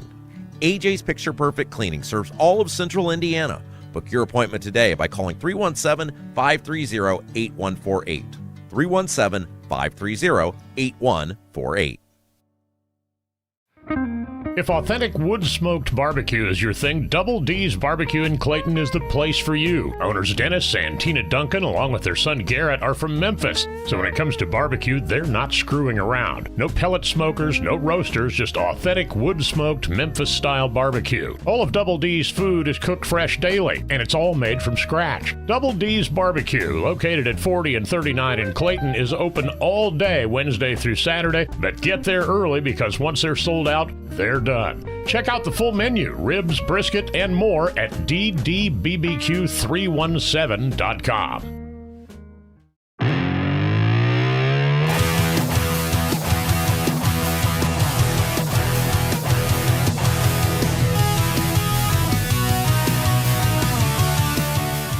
Welcome back, guys. It's the Rob Kendall Show. Thanks for being with us. Don't forget, if you haven't done so yet, you can really help us out by just hitting that little thumbs up button. Like the show.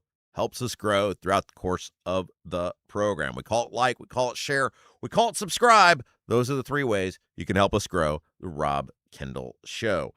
Hey, coming up here in just a moment, we'll talk about this very interesting article from James Briggs in the Indy Star it's about the buy campaign, but it's really about the Democrat Party. And I thought he hit the nail on the head about the bizarro idealism that the Indiana Democrats collectively are living in now. And we'll get to that here in just a second. Before we do that, though, I want to thank one of our other fabulous sponsors, the great Lauren Wilson, realtor with At Properties. You know, buying and selling a home is, for many people, the biggest purchase, the biggest experience they'll ever have. And it can seem overwhelming, and it can seem like you just don't even know where to begin. And that's where Lauren Wilson comes in. She's a lifer here, a Central Indiana lifer, Hoosier lifer, military vet. She loves Central Indiana. She loves this program, regular viewer, regular watcher. And she'd be honored to be with you as you make that next endeavor. You make that next move. You make that next home purchase. Give her a call today. Find out what she's all about, how she can get to work for you. She loves the Q&A, and she says this all the time. Don't just pick your realtor because somebody tells you. Really, really lean into them. Really grill them. Really find out who represents you, who will represent you the best. She thinks that's going to be her.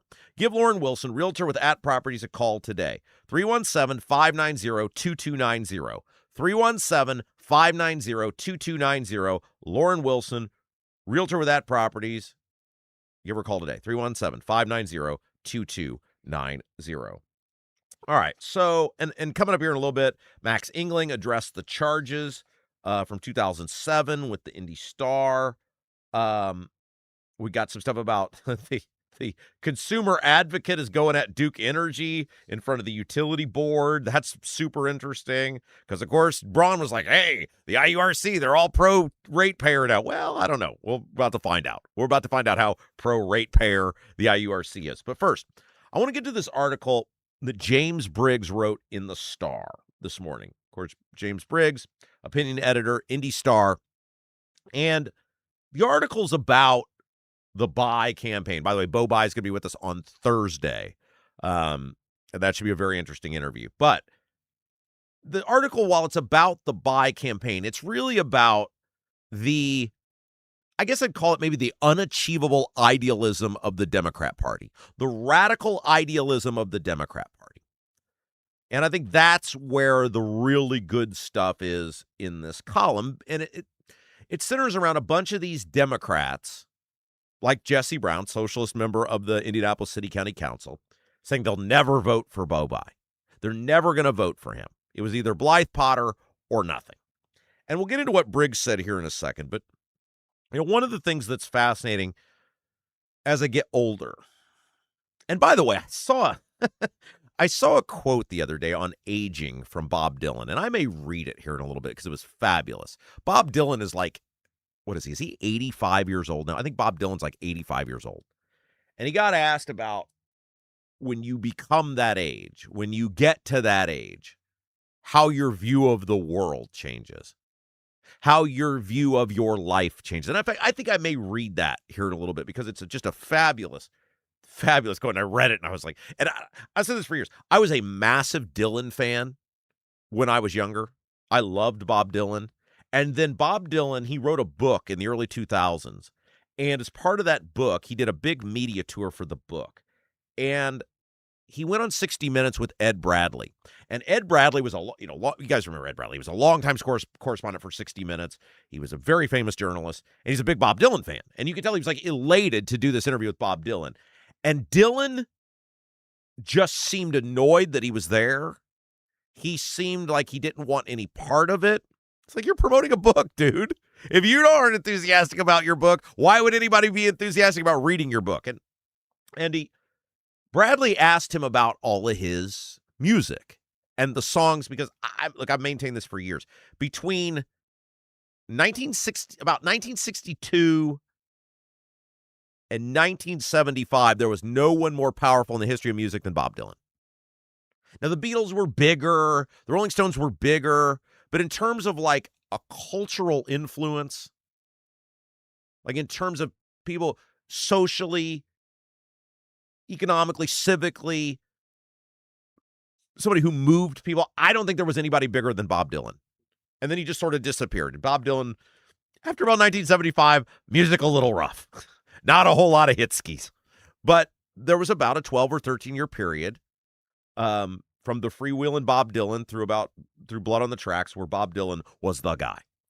And Bradley's asking him about this great music that meant so much to so many people. And he essentially said something to the effect of, and I can't remember the exact quote, but I remember watching this. I was in my early 20s at the time. And I watched this, and he said something to the effect of, that music meant to those people whatever they wanted it to mean. I just wrote words down on paper.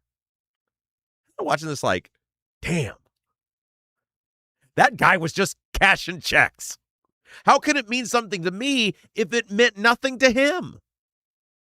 How could it mean all these things to me if it meant nothing to him?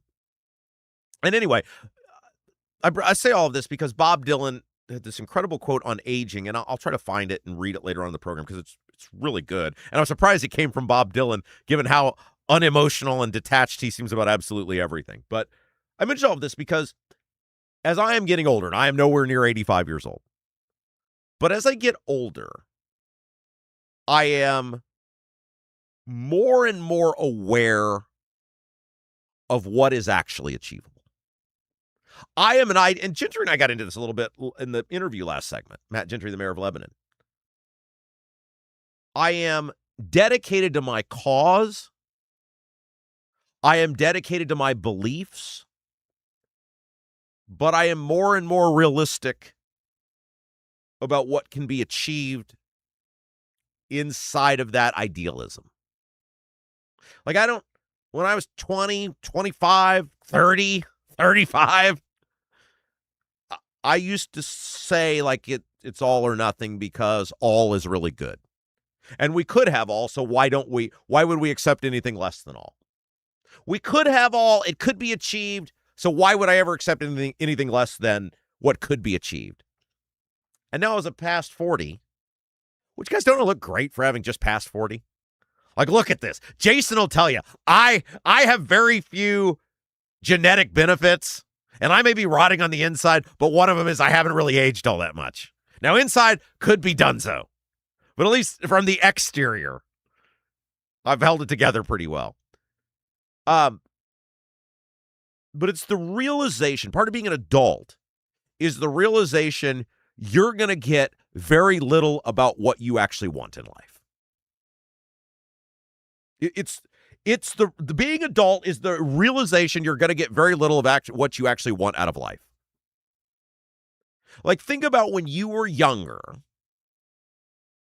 the things that you had desires to achieve.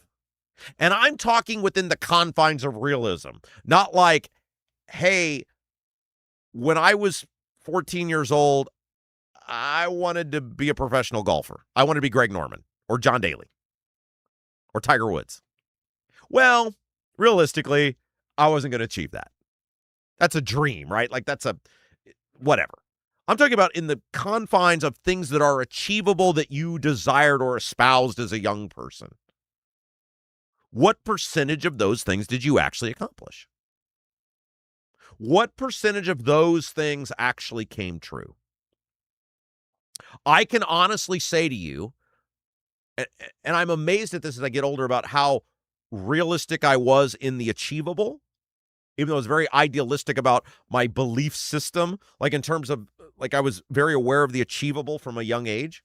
I did the thing I wanted to do, which was have a #1 rated radio show at WIBC, and I did it for 6 years. I did it. I never wanted to be a national host. I never wanted to be a national radio star. Like, I can remember as a kid, as a young person, even being young in the business, listening to Rush Limbaugh and thinking, well, he's the greatest broadcaster who ever lived. But man, he sure doesn't get to talk about all that much because he's got to cover an entire country. I remember thinking that, like, there's so few topics he can actually hit because he's got to appeal to an entire country. And I remember thinking, it'd be a lot more fun if you could just talk about stuff in your backyard. If you could actually just talk about things that matter where you live. Because you can hit a lot more things. Because everybody knows about Carmel, right? Even if they don't live in Carmel, everyone hates Carmel. Sorry if you live in Carmel. Everyone hates you. I just, like, it's probably a fine existence you have, and congratulations, but everyone hates you. So you don't even have to talk about the place you live if you can tie it back somehow to the place where everyone lives. And so I got to do that. But how many of you can say you realistically, when you were 20, 21, 22 years old, you realistically got to live out a dream within the confines of realism of things that could be achieved? And as I get older, I've become more and more aware that idealism are not accomplishments. Being idealistic, not an accomplishment. Because most people don't share your idealism. Most people don't share your idealism. Most people aren't as emotionally invested in it or anywhere close. Whatever your idealism is, whatever your thing is, they're not as emotionally invested in it. They're not mentally as invested in it. And so you're not going to achieve that. And I think the Democrat Party, there's a fraction of the Democrat Party that has yet to grow up. And I'm not asking for anybody to cave their belief system. I'm not asking for anybody to say, well, I should alter the things that I actually believe because of anything. But when you can't achieve any part of your idealism, getting part of it is a hell of a lot better than never getting anything. Getting part of what you desire when the other option is absolutely nothing is infinitely better. Right? Like, take this show, for example.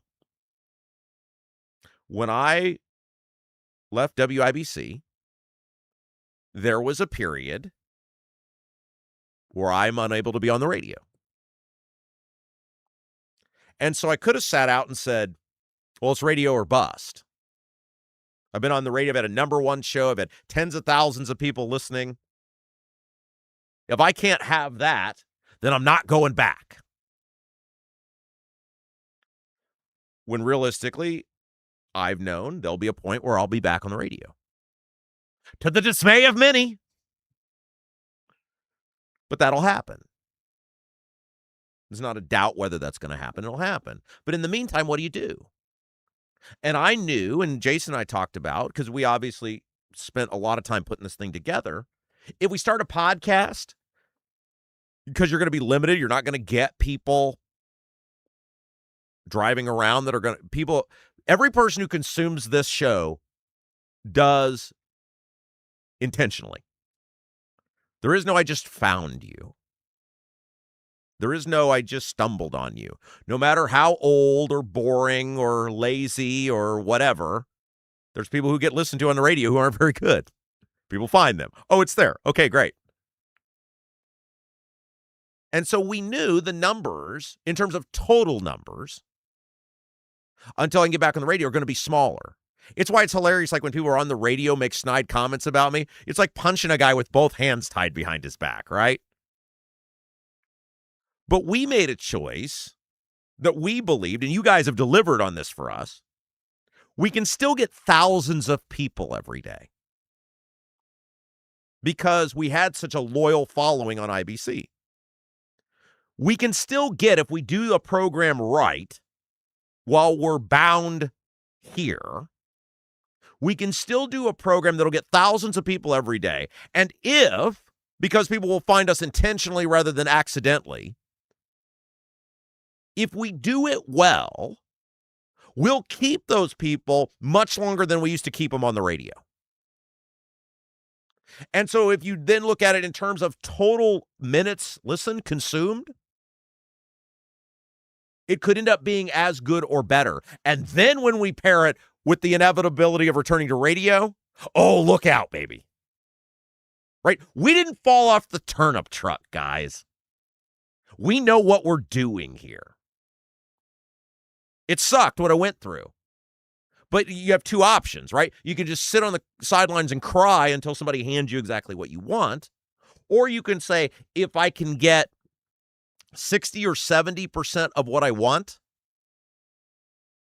and then turn that into something better in the long run, I would be doing a disservice by not doing that. And that's what we do here. Our time spent viewing and listening is off the charts. Sure, we don't have as many people, but there's more content being consumed, as much or more content being consumed on a daily basis, and you guys are taking that and facilitating it because you're consuming it longer. And we've created an environment in which all of you, and I think all of you feel like this, we're the little engine that could now. Somehow they turned Rob Kendall into a sympathetic figure. That's hard to do. And it's I would probably not have done this 10 years ago.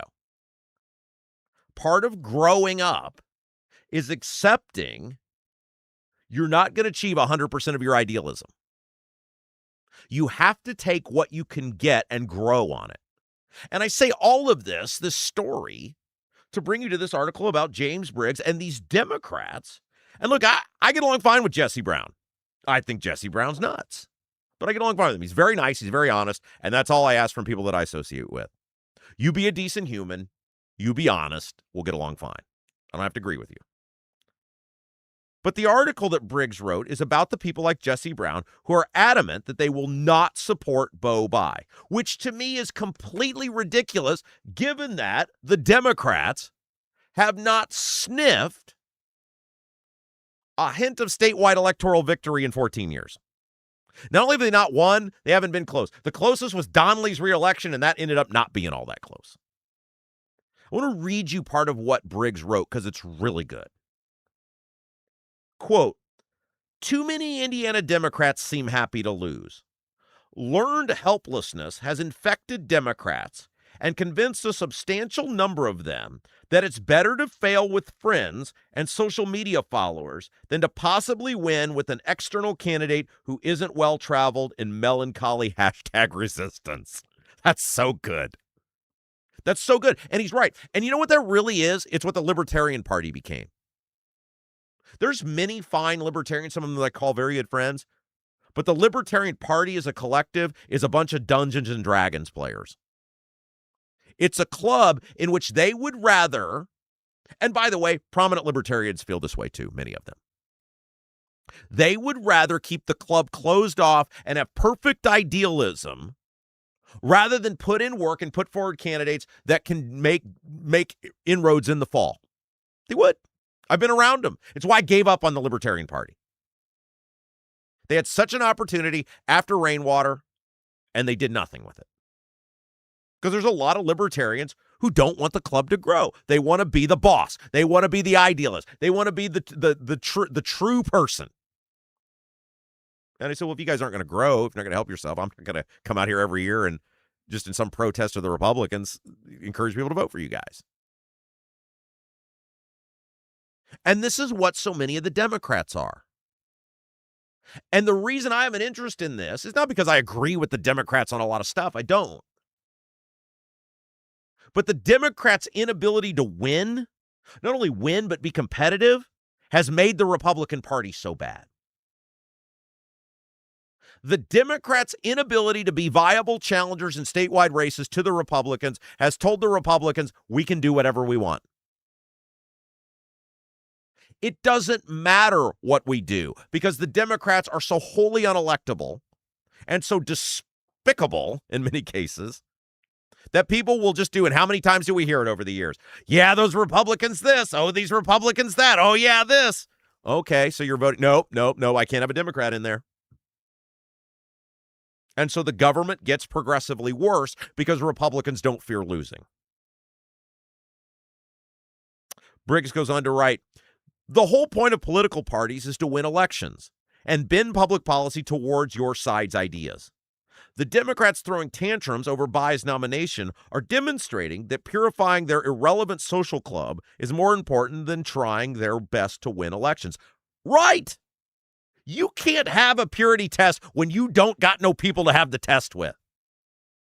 It's not an either-or conversation in the Democrat Party.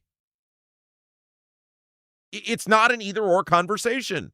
You have to put people forward who can get elected. And the radical left people, look, to the Jesse Brown types, sure, you can do it in Indianapolis. Jesse's proven it. He's been elected. You can probably do it in Bloomington. You might still be able to do it in the region. But there's not many places that works. I like Blythe Potter. She's a very nice woman. Had her on the show. She was very pleasant. There's a lot of left people who are not pleasant at all. Blythe Potter's very nice. And her running that election made Bo Bayh a much better candidate. But she had zero chance of winning in the fall. Zero. When you're showing up to No Kings rallies, you can't win. The No Kings people are bonkers. They're bonkers. I will tell you that if it had been Republican versus Blythe Potter, I would have either 100% voted for Greg Ballard, or if Greg Ballard doesn't make it, I would have voted for the Libertarian. Now, there's a difference between like voting and promoting, right? There are libertarians that are normal that I still vote for. But there's zero chance I would have voted for her. Bayh, I'm totally open to voting for Bayh. And there's a lot of people like that. Bayh gives you the only chance to win. He gives you the only chance you've had in the past 14 years. Doesn't mean he's going to win. As his old man found out, politics is hard. When his old man tried to make the comeback in 2016 against Todd Young. Politics is hard. Doesn't mean he's going to win. Doesn't even mean it'll be close. But he gives you an infinitely better chance. Because of the tone he's taken, because of the stances he's taken, because of his name, and his ability to raise money. Briggs goes on to write, So far, Bai has declined to brand himself as a progressive for a variety of reasons, including that it would hurt his electability in Indiana. Partisan policy views don't matter much in a Secretary of State's race, and he's likely more moderate than the party's progressive wing. Of course he is. I bet, I don't know this for sure, and he'll never cop to it. I bet if you lined up Bai's actual views on stuff, he probably aligns more with the Republicans and the modern-day Democrat Party. Now, the stuff is irrelevant to the job. If Bai were running for Senate, I would ask him about that because it would matter. It doesn't matter. And what Briggs hits on here is the case I've made for David Shelton, which is the job is not political. The job of Secretary of State is an administrative position. It's not political. Your job as the Secretary of State is to competently administer the will of the General Assembly. It's like when people get hung up on some of these opinions Bai has about like, well, I want to expand early voting. Doesn't matter what he wants to do. He can't do it. He has no power other than to administer the will of the General Assembly. The Diego, I'm going to fight, fight, fight. Your job is not to fight, idiot. Your job is you're middle management. I mean, that's what you are. You're a middle manager. The General Assembly's the board. The governor's the CEO, and you're some middle manager whose job is to do what they say. It's supposed to be a boring position. I will fight, fight, fight.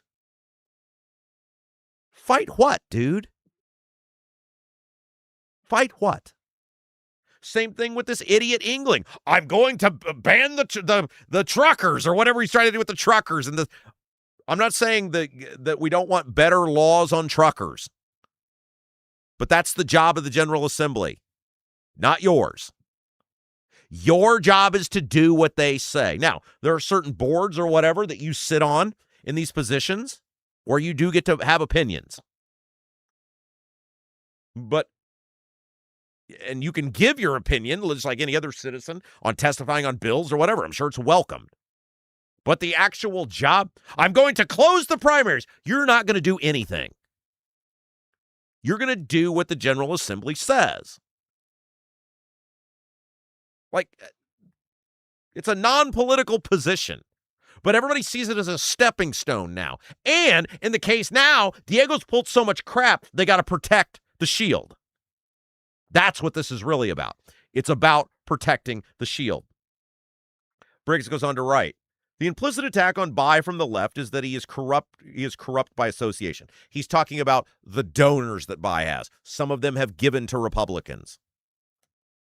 The implicit attack on Bai from the left is that he's corrupt by association. The obsession among Democrats with taking down Bai has blinded them to the actual job at hand, which is winning the Secretary of State's office from a party that has wielded it with demonstrable corruption. Bingo. Diego Morales is the most corrupt, rotten person to ever hold statewide office. I think we've only scratched the surface on what this guy's done. And every Democrat, even take away your party could win the office. Every one of us should have a vested interest in getting someone other than a Republican in there. And I say this as a Republican in good standing. Hey, if you don't like it, take it up with Daniel Elliott, the state treasurer. He told me I was Feinski. Every one of us should have a vested interest in getting someone other than a Republican in there, whether it's Ballard, whether it's Bai, whoever, so we can find out the crap these guys have actually pulled. The only way we're ever going to learn what these guys have actually done is to get someone other than a Republican in there. That's it. It's the only way. Briggs writes in closing, if raising millions of dollars is disqualifying, the Democrats should just pack up their tiny tent and leave Indiana to the party that is actually serious about winning. Bingo. Money is a part of the game. I don't like it. Why is it that every time you guys say, hey, you should run for governor, what do I tell you? What's the number? $10 million, and I'll do it. Because if I run for something, I ain't running to lose. I may be running to make the Republican lose, but I ain't running to lose. And that's the amount of money you'd need to be realistically competitive. Now, with someone like me, that $10 million would be worth $100 million because of all the earned media. Money, until we have reformed campaign finance laws, you have to have money to be competitive. And I'm sorry, other than Blythe Potter's one mega donor, who gave her money? Who gave her any serious money? The answer is nobody. Not her fault. She had great idealism. Yeah, those guys don't give to idealists. Occasionally, you get lucky where there's somebody who's like the Joker in Batman and just wants to watch the world burn and will give you money. But it ain't enough. It ain't enough.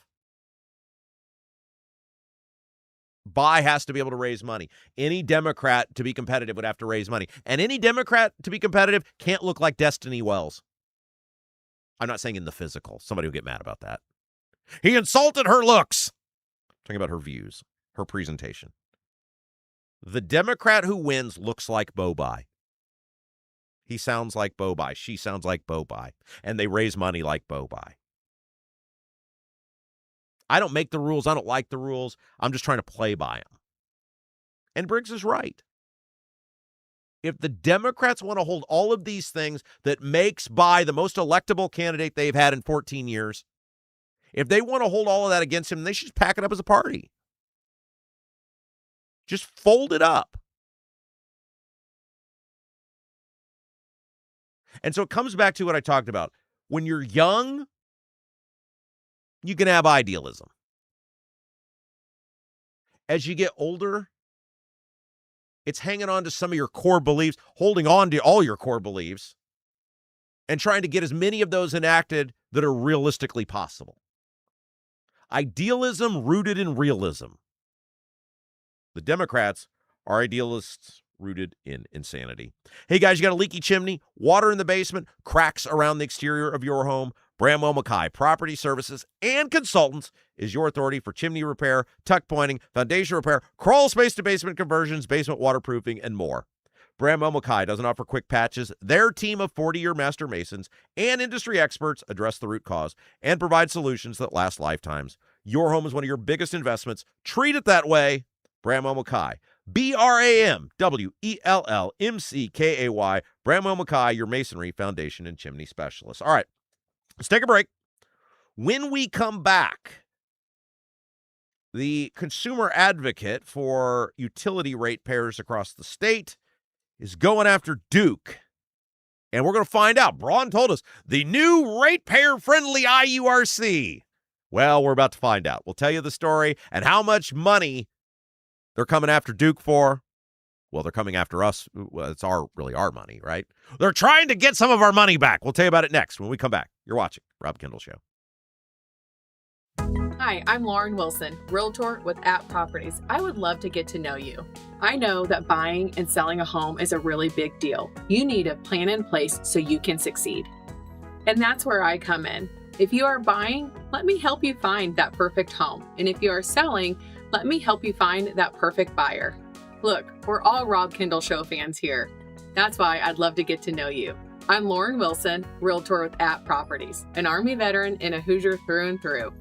Call me at 317-590-2290, 317-590-2290. With a lakefront view in beautiful Brazil, the Honeysuckle Hill Bistro and Cottage is a little out of the way, but totally worth the trip. Down home, made from scratch food, just like the good old days at Grandma's. When you visit the Honeysuckle Hill Bistro and Cottage, you'll leave more at peace than when you came in. Open 5 to 8 for dinner on Friday and Saturday, and Sundays 11 to 1:30 for the buffet. You must experience the Honeysuckle Hill Bistro and Cottage. Call 812-443-3003. 812-443-3003. Are you seeing cracks in mortar, moisture working through walls, facade or structural failure beginning to surface? Bramwell Mackay sets the standard for exterior and structural building solutions. Our 40-year master masons and industry experts address moisture intrusion, failing foundations, masonry deterioration, and more. From preserving historic landmarks to addressing modern building envelope issues, Bramwell Mackay delivers full-spectrum service with white-glove professionalism. In Indianapolis, call 812-33-BRICK. 812-33-BRICK.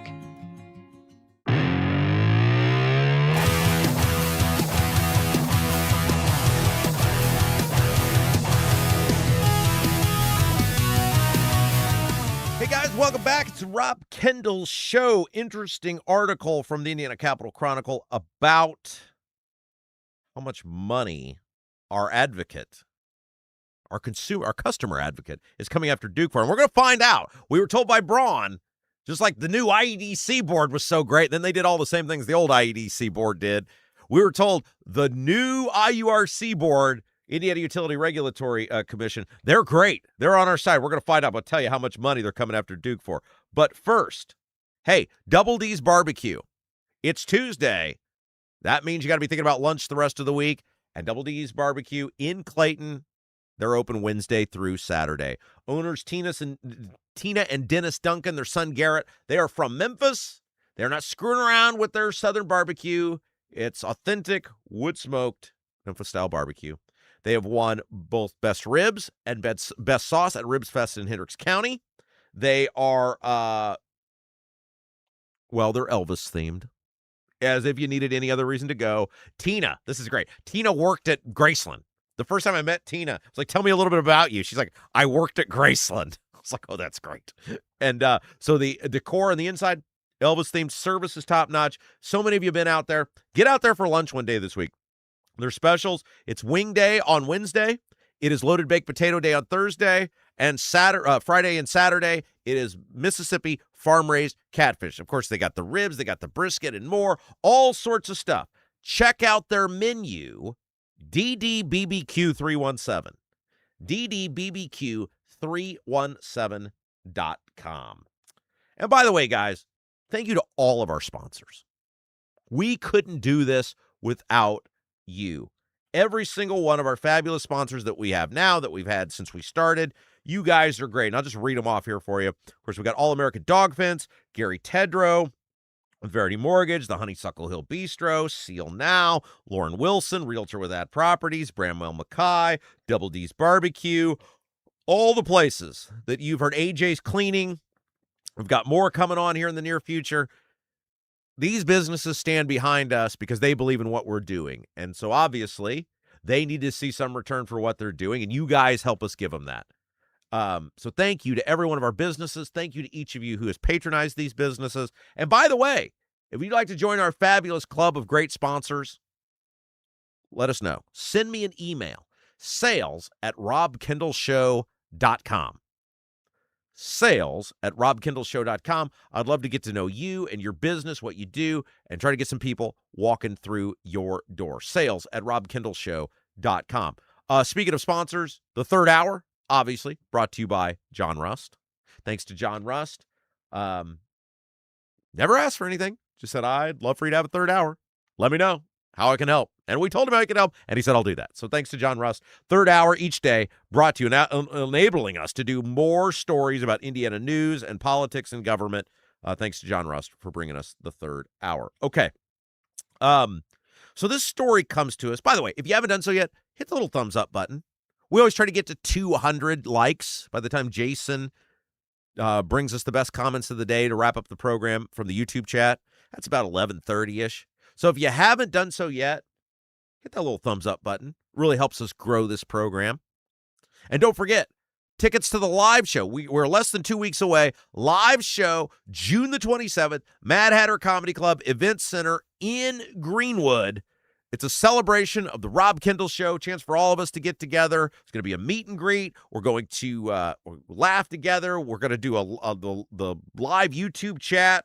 And, of course, about an hour of me roasting your favorite, or in this case, least favorite politicians. It's going to be great. It's going to be so much fun. Come join us. It's a great way to support the show. It's a great way for us to say thank you back to you guys. June the 27th, Rob Kendall live show. You can get your tickets now. We've got the link at the top of the page. Just head over to robkendallshow.com to get your tickets. robkendallshow.com. All right. Article comes to us from the Indiana Capital Chronicle. And it says the state's top utility customer advocate says Duke Energy Indiana overcollected more than $89 million from its ratepayers and is set to overcollect another $86 million annually. Two presiding officers, including Indiana Utility Regulatory Commission Chair Andy Zay, agreed with Duke in a docket entry last month, prompting Indiana Utility Consumer Counselor Abby Gray's office to file an appeal before the full panel of 5 men. Now, wait a second. Whoa. Andy Zay? You mean former Senator Andy Zay, who was just appointed by Mike Braun to the board? Sided with the utility company over the people? Whoa. I was told by Braun it's the most ratepayer-friendly IURC board in history, and one of the first things Braun's guy is doing is siding with the utility companies. Isn't that interesting?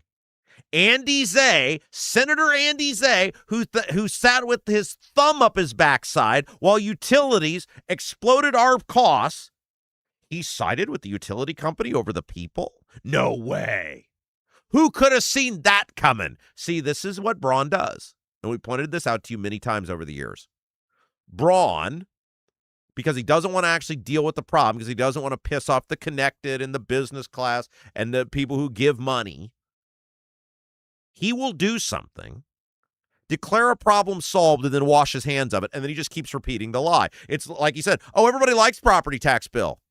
Oh, but no, we don't need to change. The property tax bill's it's fine. Everybody told me how much they like it. Oh, no, the IEDC's been fixed. There's a new board. Oh, no, there's a new board. Well, but the board's doing the same thing the last board. No, new board, it's been fixed. Oh, no, IURC's fixed. No, the utilities are fine. New board, new appointees. Well, right here, the first thing your guy's doing is siding with the utility company.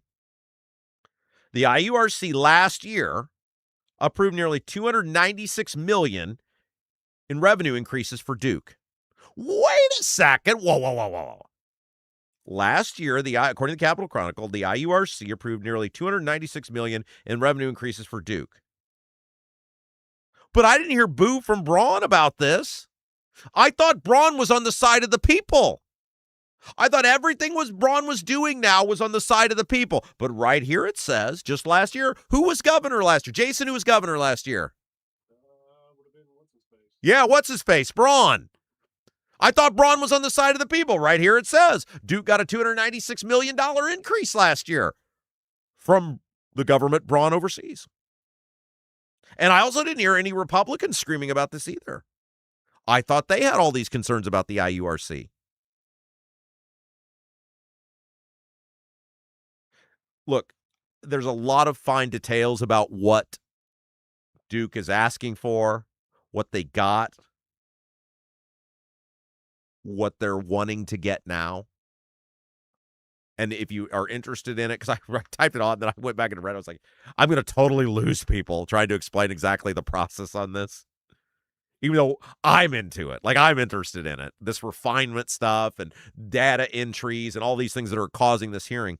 But basically what is happening here is the consumer advocate, Abby Gray, who it's her job to lobby on behalf of consumers against the utilities, is coming saying Duke has overcollected $89 million and they're about to overcollect $86 million more. Make them stop. And you have a board, the IURC, who will make that choice, who Mike Braun has pledged is going to be the most consumer-friendly board in Indiana history. And we've got the memo, and we're making all of the changes. And the first thing they do, or at least the boss who Braun appointed, did was side with the utilities. The utilities in this state are never going to be held to account because of the money they dole out to politicians and political and government causes. Remember, one of the things we found out, the Indiana Economic Development Foundation, which funds funded all that overseas travel for the politicians and the connected bureaucrats. Who was funding that? The utilities. Do you think they did that out of the goodness of their heart? Hey, we love Holcomb so much. Here's tens of thousands of dollars so he can go ride a camel in Egypt. Have fun, Eric. Of course not. They're doing it because they want something. Why? And there's been, the Star has had numerous articles about how much money these utilities give to the politicians and the meals and the entertainment they give to the politicians. You think they're doing that because these guys have such great charm and charisma? Hey, I got courtside tickets to the Pacer game. I can go with Charlie Sheen or this local state rep. Who am I going with? Who'd be more fun? I can go hang out with Slash or the state rep. Who's going to be a better time? No, they're giving to these politicians because they want something, which is what they've essentially always gotten, especially in recent history, which is unlimited ability to take more money from you whenever they want. Unlimited ability to raise rates on you whenever they want to help their profit margins. And for the most part, the politicians have given it to them. So I'm not, and obviously the biggest issue is it's a monopoly. They don't have to compete. All the utility has to do, because it's a monopoly, all they have to do is convince 3 of these 5 people on this IURC board to raise rates, and they can do what they want. That's it. They don't have to prove it's better. They don't have to prove it's better for you. They don't have to prove they've served you. Just convince 3 people. Oh, and then in terms of the actual policies themselves, oh yeah, those politicians, just get them on your side. It's a totally rigged system. And it doesn't look like, despite, as usual, all of Braun's huffing and puffing, that anything is getting any better, that anything is being done better on your behalf. And I'm not surprised about it at all. Andy Zay was a state senator. He was an institutionalist. I didn't buy for a second that he was going to be suddenly wake up one day and be on the side of the people. I mean, when your claim to fame is repetitively trying to get the state sandwich passed, I don't think you're really going to be fighting for me. Hey, guys, is your driveway showing signs of wear? You got things like freeze-thaw cycles, road salts, environmental buildup, mold, dirt. They can all cause unsightly damage that can end up in expensive repair. That's where Seal Now comes in. Seal Now is the clean, seal, and stain professionals. They can help you protect your concrete from outdoor damage. You got your patios, your sidewalks, your driveways, all those things. They can crack, they can break, and they end up looking like real eyesores. That's where Seal Now comes in. And Seal Now does more. They do more than just concrete. They also do wood. So your decks, your fences, your pergolas, all of those things. Summer is here. Time to make the outdoor of your house look better than ever. Seal Now, the clean, seal, and stain professionals for all your outdoor wood and concrete services. Visit sealnow.com, SEALNOW.com, sealnow.com. Get a free estimate. And if you heard about you on the Rob Kendall Show, they're going to take 20% off any long-term sealing project. 20% off any long-term sealing project by just mentioning you heard about them on the Rob Kendall Show.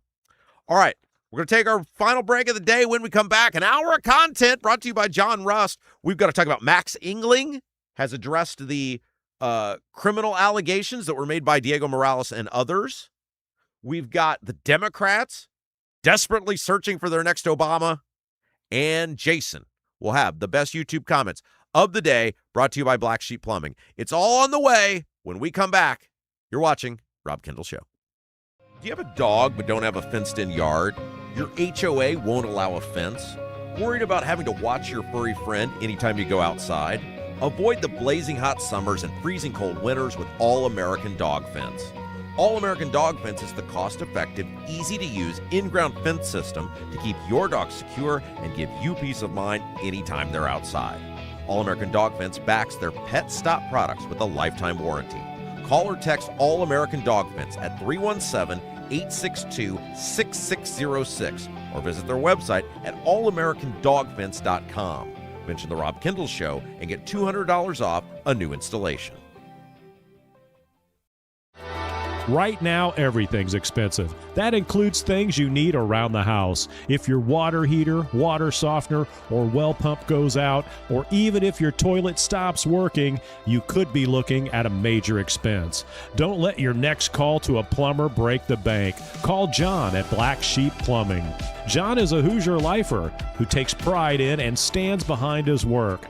That's why all basic services and repairs with Black Sheep Plumbing come with a 2-year parts and labor guarantee, with water heaters having a 6-year parts and tank guarantee.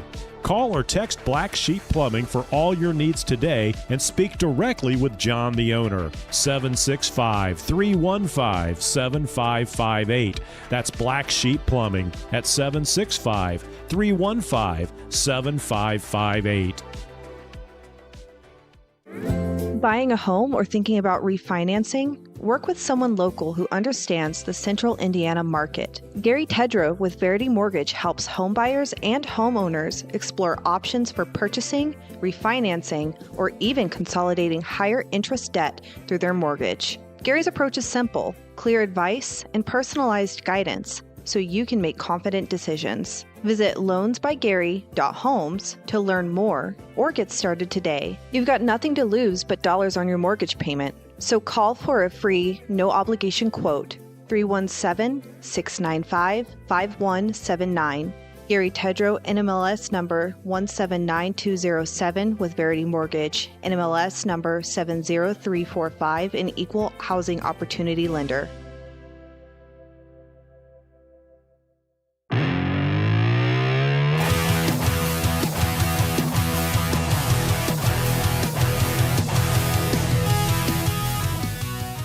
All right, welcome back, guys. Here we go. Hour number 3 is commercial free, thanks to John Rust. Great American. Speaking of John Rust, by the way, John Rust Show, Freedom 95.9. It was so funny. People are like, I know where you're going back to. I've seen that coffee mug. That coffee mug is to support our friend John Rust. Speaking of which, John Rust has a big speaking event coming up next week in Avon. I'm going to be telling you guys about that tomorrow. I'm going to add it to the template. I think I'm going to try to get out there and see him, and if you guys want to come hang out, you can. I got to make sure my wife does anything for me to do. But other than that, that was so funny. We were talking, Matt Gentry and I were talking yesterday about, he's got a couple kids, and we were talking about fatherhood, and we were saying what we're doing for Father's Day, and I said, and this is true every year. I don't know about you guys. And by the way, happy early Father's Day to all the dads out there. Every year I ask for the same thing on Father's Day, which is to be left alone. Father's Day, and this has been true basically my entire, life. Father's Day is always Sunday at the U.S. Open. The U.S. Open is my favorite golf tournament. It always ends on Father's Day, and every Sunday, basically since I was a little kid, even before I was really into golf, I would watch the U.S. Open with my dad. And then obviously as an adult, I would still do that. Now that I have a kid, my kid is too young to actually be into golf. She doesn't have a concept of Father's Day yet. So until she does, which could be next year, I've told my wife every year on Father's Day, I'm like, the only thing I want is to be left alone. You watch the little toddler tyrant. I'll see you in the morning, and then the good guys start teeing off about noon. I'm out. Have a nice life. I'll see you about 8 p.m. So that's what I asked for every year on Father's Day. And it was funny. Gentry and I were, and it actually I do it on Saturday too. And Gentry looked at me and he was like, "Your wife does that?" And Jason just goes, "Rob's wife is very cool."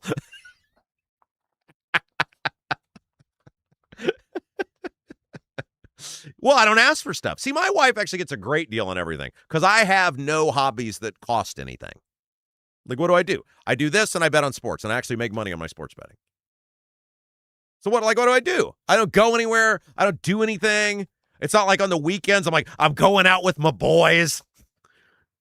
I'm around all the time. So she's probably actually happy to get rid of me for a weekend. Yes, go. Leave me alone. Dealing with the 3-year-old is easier than dealing with me. It is the Rob Kendall Show. Thanks for joining us. We're going to talk about Max Engling's comments to the Indy Star about these criminal allegations here in just a moment. But first, guys, buying or selling a home is a massive deal. It's a massive venture. It's overwhelming. It's stressful. A lot of times people got to move quick. Whatever situation you're in, put a trained professional in your corner. Somebody who's a Hoosier lifer, who knows the area, who wants to get in there and fight for you, wants to be an advocate for you, wants to be in your corner. Fight, fight, fight. That's the new official slogan of Lauren Wilson, realtor with At Properties. She would. You delegates, you can't let Diego fail on Saturday. Come on. We got 5 more months to go, people. You know how boring Engling will be? He'll just hide in a basement somewhere. Oh, look at the male model. Has the personality of glue. We need Diego for 5 more months. Don't take that away from me. Lauren Wilson, realtor with At Properties. I've charged sponsors when I go on these tangents in the middle of their ad. They're like, for the love of God, just read the ad. Just say my name and phone number, Rob. Lauren Wilson, realtor with At Properties. If you're buying or selling, thinking about buying, selling, even like, hey, maybe a year from now I want to buy and sell, get the plan in place. She's a huge fan of our show, big watcher of the program. 317-590-2290. 317-590-2290. Lauren Wilson, realtor with At Properties. Okay, so we talked about yesterday at length this anonymous website that popped up that made some pretty salacious allegations about Max Engling, Republican candidate for Secretary of State.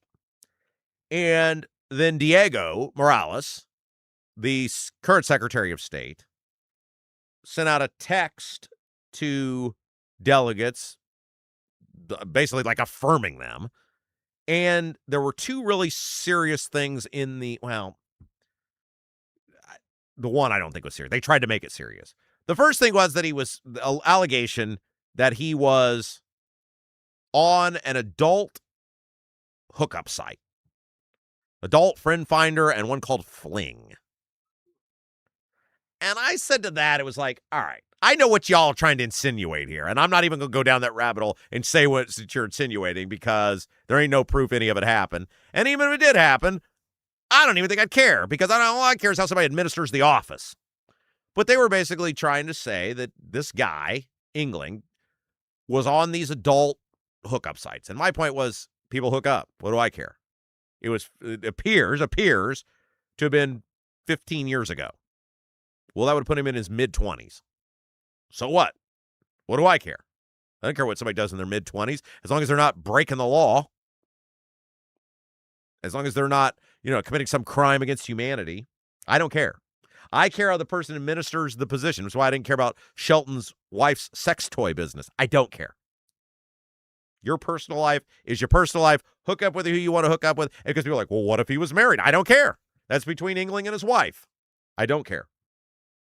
It doesn't matter to me. There's plenty of things to dislike about Max Engling. I don't care about who he hangs out with in his personal life. As long as everyone consents to everything, you do you, man. You do you. But then there was also these allegations about criminal charges in 2007. Criminal mischief, and I think recklessness was the other one.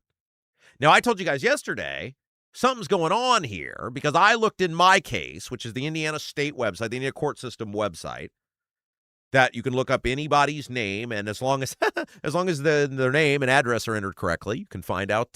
Sometimes people get lucky and their names aren't entered correctly, and they just happen to end up being super prominent people. It's wild, but as long as everything's entered properly, you can see any court case those people have been involved in. And this thing for Engling didn't show up. Now, like I said, there's a lot of entries for a guy named Maximilian T. Engling, I think was his name, as it relates to it appeared thinking posted speed limits were optional. But other than that, I didn't see much. And that was a while ago. But I said, I can't find anything about this. So something's going on here. Either it didn't happen, it's been expunged. I don't know. I don't know what's going on here. Well, the Star, Jacob Stewart, our old pal Jacob Stewart at the Indy Star, did some digging on it, reached out to Ingling, and he got back to him.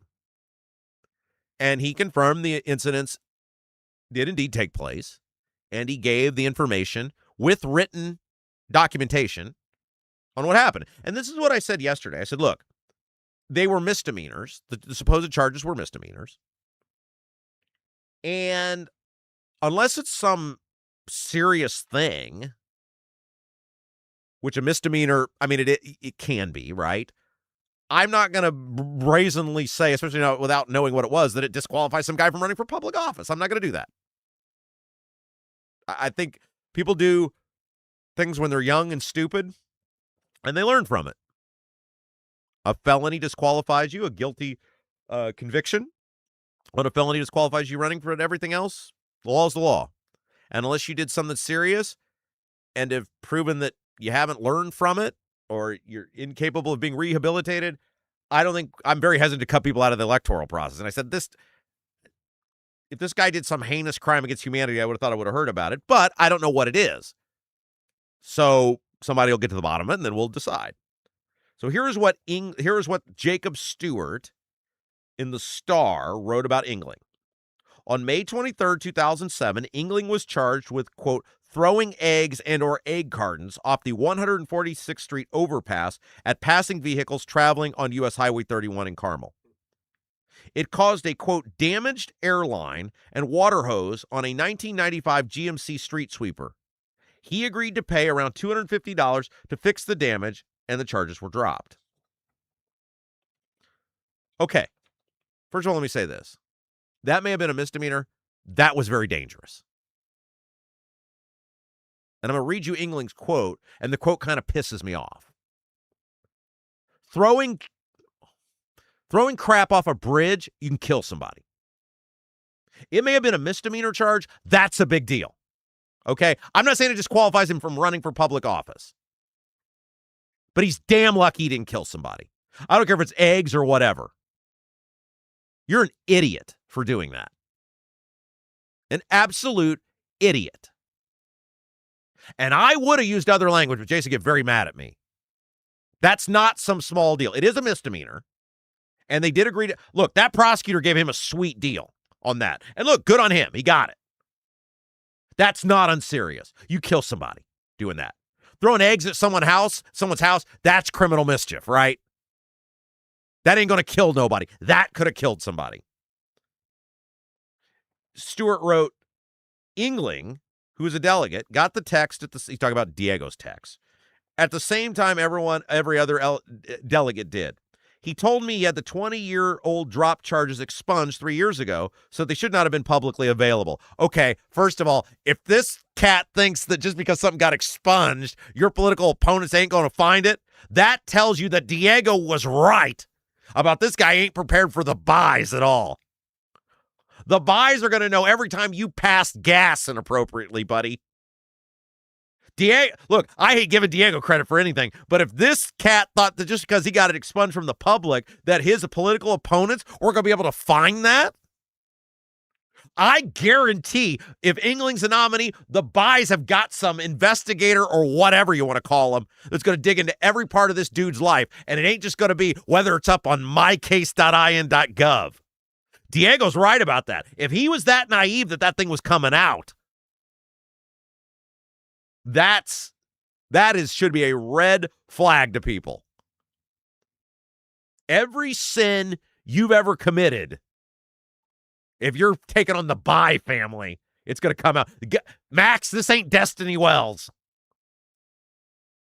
Get ready, Bal. The fact that surprised him, and I guarantee Morales or whoever was doing this doesn't have near the resources the Bais are going to have.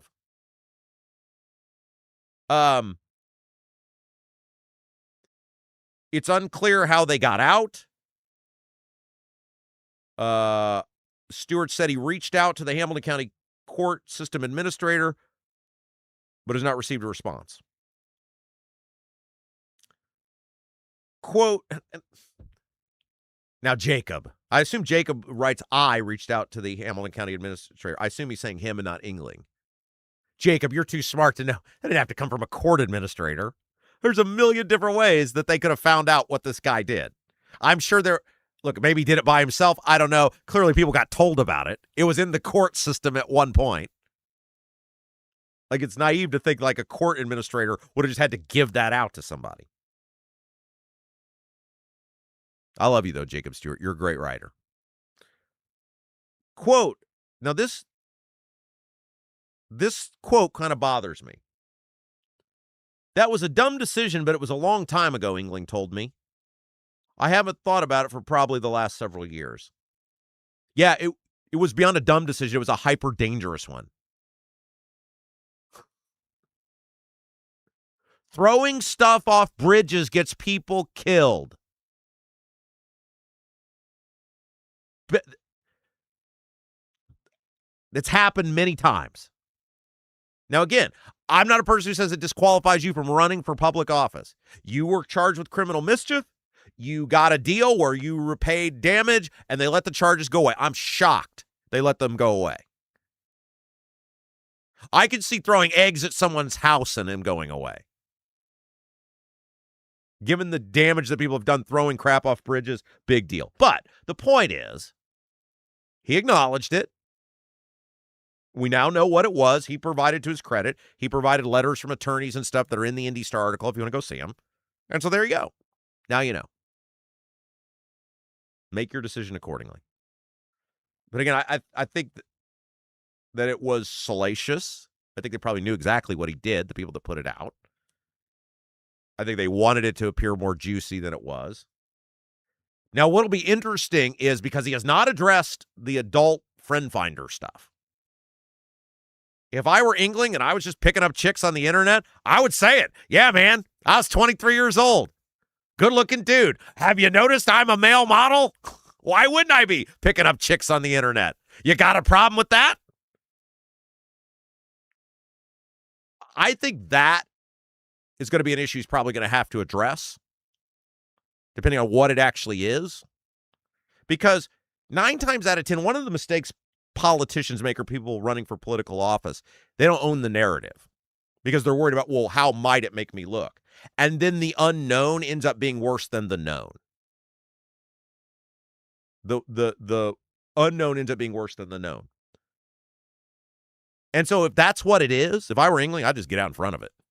Like, yeah, I was on that website. I was picking up chicks left and right. College was awesome. What would they say? What would they say? Yeah, good-looking guy was picking up chicks. We can't have any of that. I told you, when I ran for office, they found a bunch of pictures of me in Broad Ripple with chicks, and the guy who ran the county paper was against me, and he said, don't elect Rob Kendall. We need more houses, not whore houses. And I was like, what damage is this supposed to do to me? Rob Kendall hangs out with hot chicks in Broad Ripple. Oh, I'm sure all the men in town are going to be sprinting to vote against me. Just get out in front of it. Just tell people what you did. Yeah, I was picking up chicks in my 20s. Next. I don't think that's a big deal unless somebody can prove something else with that. All right, before we bring Jason in, you guys got a masonry color mismatch? Previous repair catching your eye? Not happy with the brick color in your home and ready for a total makeover? Bramwell Mackay Property Services and Consultants offer specialized masonry staining and recoloring. Whether you want to seamlessly blend repairs or completely transform your home's exterior, want to build something new? Bramwell Mackay's 40-year master masons design and construct custom patios, sidewalks, outdoor summer kitchens, archways, entryways, and more. Bramwell Mackay, beauty built to endure. BRAMWELLMCKAY. All right, I've had enough of me. I've had enough of me. I say that at least 3 times a day. And here's what we do. Because we love you guys. Your comments, this universe, our chat is such a big part of what we do. We love you guys. All you have to do to be a part of the chat is be a subscriber to our channel. And then when you do, you can join a universe of hundreds of people who each day bless us with 3 hours of their time. And so to pay homage to that, to honor that, producer Jason joins us. A half hour of which is mine. Belongs to me. There's something else to that, to the Engling thing. Well, we don't know what. We don't know. It could be. Maybe not. I don't know. Who How knows? many really good-looking people need to go on a dating site? You see what I'm saying?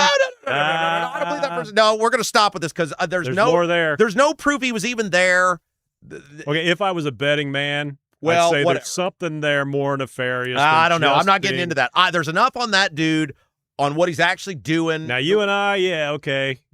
Every opera, okay, yeah. I don't know. We're moving on. You don't know what I because look like. You want to come date me, but if you're a good-looking dude, you just go to Broad Ripple and you're covered. People so do things in different ways. I don't know there. that. Let's move on because there's enough stuff on what we don't even know he was on the site. I'm not saying yet. it's bad. So I'm just saying there's probably something. Well, else. I don't care what people do in their personal life. That's my point. I think there's plenty of stuff, and I think whoever put that stuff out is missing the boat on how best to go at a guy like that. Sure. Because I don't think that's going to alienate people. But anyway, he hasn't even owned that he did or didn't do it. I don't care. Right. I care how he's going to administer the office. Your job is to administer the YouTube chat. Which is brought to you by Black Sheep Plumbing. If your water heater, water softener, or well pump goes out, or even if your toilet stops working, you could be looking at a major expense. Don't let your next call to the plumber break the bank. Call John at Black Sheep Plumbing.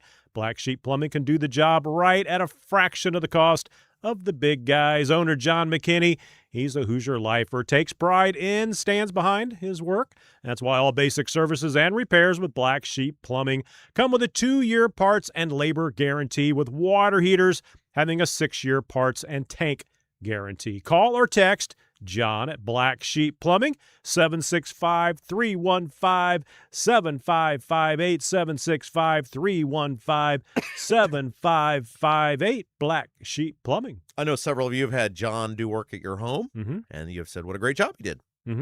So, good job, John. Thanks for not letting our listeners Absolutely. Thanks for giving me airtime, John. Right on, right on. Okay, we get started last night in the chat. Just a couple comments from last night. I do try to get this up about 6 or 7 o'clock in the evening so you guys can pop on in. And each day we get a little more and more activity the night before. Spray Jockey, once again, hopping in there with Diego. I pay. So he hopped right on in there, and MLM Warriors congratulated him. Good job, Spray Jockey. So, and Spray Jockey adds, Diego, I'm in charge of elections. I hire only the best people to make decisions for me. I hire illegals, my brother-in-law, and Bartholomew County election officer. That's he's quoting Diego there. All right. And then Rocklaw's picked up on, hey, Todd Gack is on Seinfeld right now. This was the last evening. And the Rob Kendall Show has a Todd Gack in the chat. That's right, we do. Yeah, I didn't realize that at first either, Rocklaw's, but that's where that name came from. You know what I love character is how our show is just a part of people's lives now. Right. Like day-to-day existence. Like Kevin Branham pointed out last night, we all have our own habits when it comes to doing things. Old man is always first. Debbie's saying good morning. McLovin's keeping everyone engaged. Mine is wanting everyone to have a good day.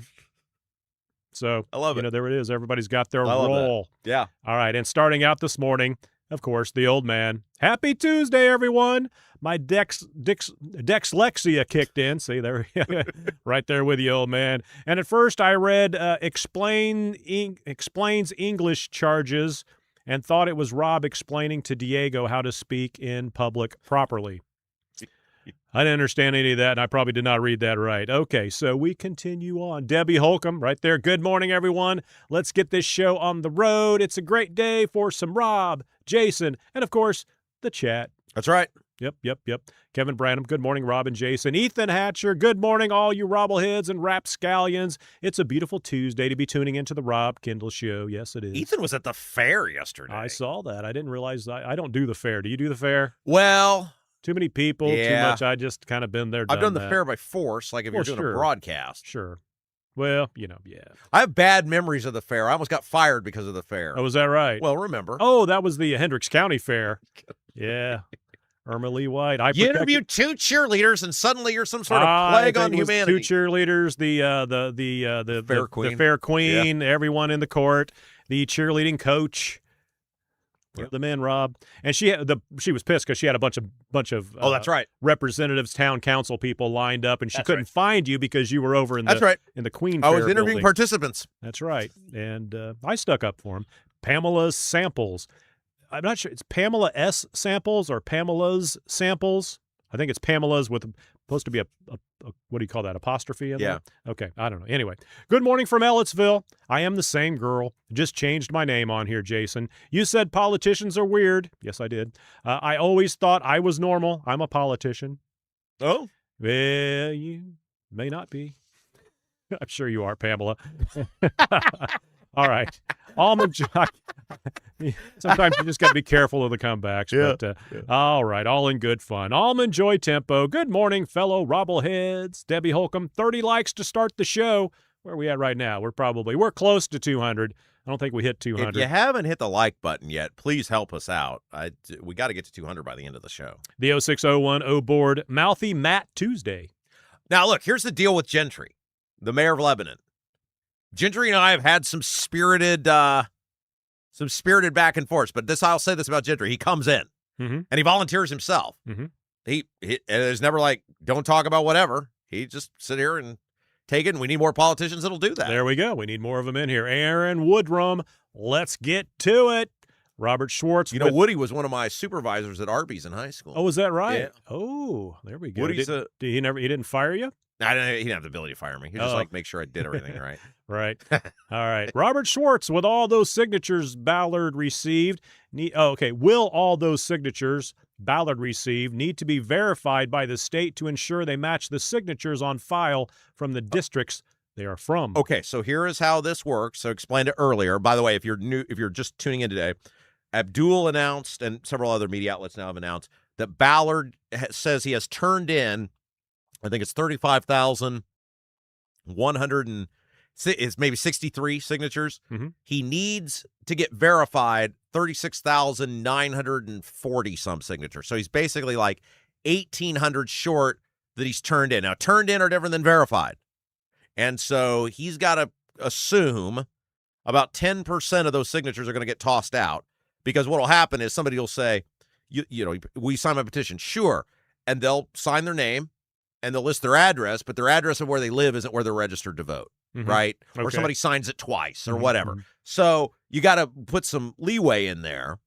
But what will happen is these signatures get verified at the local level, right? Like they get approved. Like Rob Kendall, Local as in town? the county. The county, okay. Yeah, so Mhm. it's by county. Mhm. You take a batch, whether you live in, I'll just use Hendricks County where I live, Avon, Brownsburg, Plainfield, Danville, whatever. You take them in, Mhm. they match them up. Okay, here's a signature. It says Fred Johnson, 123 Right. Avenue, right? Right. And then, okay, we've checked Fred's name off. Now, if Fred tries to sign it again, we've already got him. Yeah, Boom. I see. We'll Right. knock him up.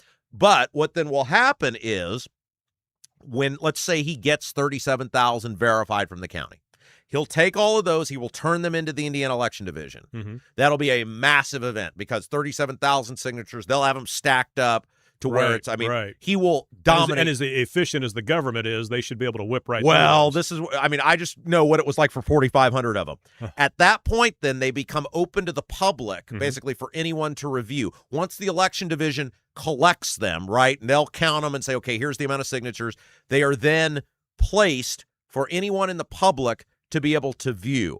And so they'll start looking for mistakes at the county, that the county made. They'll start looking for potentially fraud, right? Does the signature not match? All of these things. And then, now, if he gets 45,000 verified signatures, they ain't going to try to find 8,000 of them. Mhm. But if he only turns in 38,000, they'll pour through every signature and try, and then they'll challenge them, and there'll be a hearing then where you have to address each of these signatures individually, and they'll try to get enough thrown out to where he doesn't get the signatures. Gotcha. Okay. Jan Hatch, Jason is right. About what? Well, about everything, I think, in general. I needed my own yard sign. Jason is right. There we go. There was a couple others. Oh, hey, I think we're at the 190 on the like. Oh, 10 more to go. Come on. Yeah, we were at 182, and then I think it jumped to 190. Oh, 192. And 192 watching. All right, let's Come on. Hey, if you're we're one of these 8 100%. people, help us out. Well, there's 192 likes, 192 watching, so Yeah. we need more watchers. Get more likes. Not sure how that works. All right. Let's see. The old man. I've not seen anyone collecting signatures for him down here in southern Indiana. Well, okay, so Probably don't need to. I mean, you've got 1 million people up here. the way this works is when you run for Senate or the governor's office as a Republican, you have to get 500 verified signatures in all 9 congressional districts. So you would have to go to the South and the North. Right. For Ballard, it's 37,000 signatures, period, from anywhere in the state. Right. So you're going to send your people to population centers. I am sure they have just almost exclusively camped out in Marion and the donut counties. Right, right. You would think. Because it's economy of scale. Like, it's a big expense to do it at the state level. Because, like, there was one day when I was working for Stutzman, they were worried about signatures in one of the districts. I forget which one it was. We had to go, like, everybody in a van, basically, to that district. Like, we would just started going to neighborhoods. Right. Because you like want the magazine sellers. Basically, right? And the one guy, I'll never forget this. You know, you have a list, right? So you're going door to door because you know who the registered Republicans are, whatever. Okay. And go to the door, and you're in a neighborhood, right? So it's like, okay, you guys take that street. I'll take this street. We'll meet back here in 30 minutes because most people aren't home to answer the door, whatever. Sure. Knock on the guy's door. Comes to the door. Got his hand behind his back. And are you Rob Kendall? He would. It was far enough. He wouldn't have known who I was. But I was like, real quick, I knew what he was doing. And I was like, I'm sure that you have a weapon behind your back. I said, I'm not trying to sell you anything. I'm not trying to enter your property. My name's Rob Kendall. I'm working for Marlon Stutzman. I'm acquiring signatures for his U.S. Senate run. He needs X amount of signatures. If you don't want to do it, it's fine. If you can, I'll 2 seconds, I'll be out of your way. And he pulls the gun out and goes, yep, you were right. And then he signed the form and said, have a nice day. That's one way to answer the door. And after that, I was like, I'm never doing this again. Right. This seems like a very easy way, which it never even, I'm an idiot, right? It never even dawned on me like some guy could come to the door with a weapon, which I don't blame him. Well, that's why I don't answer the door at all. I'll look out and see him standing. It's like, I don't know you. I'm not answering the door. Well, I see you. I don't give a crap. I will never do that ever again. Yours. Get away. Never again. And I told those guys, I said, I've seen the guy with the gun. I'm done for the day. Right. Well, these days you got to worry about the guy knocking on the door with the gun. Well, like guns don't bother me. I'm just saying, you know, I'm not obviously have a firearm. I'm not anti-2A in any shape, form, or fashion. Know how to use a firearm, but I'm not like after that I was like, no. I'm not gonna. You weren't going to unlawfully enter his premises, were you? The old man. I'm sorry. Back down to LD Stoltz points out to the old man, he will collect up here in the donuts because that's where he's known. Once he gets the certification, he can push PR statewide. That's right. Yeah. That's the other thing that is a good point. Unlike some of these other people, his strength is here. Yeah. Young Kim Young, Ballard is the clear choice for Secretary of State. Dem policies have cost taxpayers billions in increased taxes and fraud. Bai will stick to the failed policies of the Democrats. You know what'll be interesting for Ballard? Can't argue that. He's going to have to make the case that he can win. And so that's going to be interesting. He's going to need a poll or something to come out. He's the vanilla, boring choice in that aspect. Yeah, he's going to need a poll that's going to show him competitive. And then I think if he's going against, I think if he gets that, then that'll make it easier for him. He's going to have to come up with a logical look. I would vote for the guy because I want him to have that political party to disrupt the Republicans. But he's going to have more than that with most people. They're not going to vote based on that. All right. Most people aren't as spiteful as me. Bowden JM. Ugh, missed the Ballard event this past week, close to Broad Ripple. Hopefully he has another signing event soon. And then a couple of people have asked, where can they sign? They've got the form on his website. If you just Google Greg Ballard for Secretary of State. Well, Joseph Smith asked that. Is there a website? And somebody said they couldn't find it or find Here would be my guess, is that because they're spending about $50,000 a month on this firm. I know he raised over $300 in his initial campaign filing. I'm going to guess, because usually what they'll do is they've got, I don't know what the number is. That firm hires out like 6, 7, 8 people. And they're like, okay, you work this. They know how to do it. That's what they do. They just go from one election to the next. We had a guy for Stutzman who that's what he did. He just traveled around doing campaigns. Like he didn't really live anywhere. 195 likes. Sorry to cut you off. I didn't mean to cut you off. No, you're fine. Okay. 195 likes, 5 more to go. And so they will take their cash on hand if they think they're short or whatever. And they will say, okay, to this firm, here's an additional $25,000 for the next week. We need 5 workers or whatever, Gotcha. right? And that's how. Gotcha. I would be floored if they don't get these signatures. I would be. He's very gonna surprised. Yeah, he's going to get them. He's very confident. Look, I don't know if they're. You can't. You got to get signatures. You got to do whatever. Mm-hmm. I wouldn't want to be in until after the convention anyway. Because the Republicans are getting all the attention now. Sure. When you've got the number, I wouldn't want that until after the convention anyway, because then you'll get the headlines again starting next week. Tango Lima, where can I sign in Avon? And MLM Warriors said courthouse. Not sure. No. You got to sign their form. They've got the forms, so you got to Google. And I'm not an advocate for the campaign. I'm right. Like, you just got to Google Greg Ballard for Secretary of State. There's a thing there, and then they've got a list of how to contact them or whatever, and they'll probably bring somebody to you. Well, even if you're not for Ballard or don't want him to win, I mean, this is all interesting and educational, I think, something learned. But you mentioned the people can find the podcast basically everywhere. Of course, Apple and Spotify and iHeart are the main 3, but then there's like 90 different type of podcast places out there. And Spray Jockey says, I cannot find the show on MySpace. Having a hard time there. Is MySpace still a thing? I'm not sure. I think it's still a pun of a joke. But Robert Schwartz. Okay, now we're talking about the corrupt sheriffs all over Indiana. Yeah, of course. So reminder, if you're new, if you're just tuning in, Tom Kleinhelter, Braun's buddy, got decertified from the Indiana Law Enforcement Academy. He still gets to be the sheriff, but he can't be a cop anymore, which is crazy to me. Administrative role. Robert Schwartz, it is funny to be a sheriff. You need no experience in law enforcement. To be a judge in some places, you need no law degree. To be a coroner, no medical experience. I think most of these are just administrative roles. Well, judge ain't. Well, that's true. I thought you had to be a lawyer. No. You do be a prosecutor.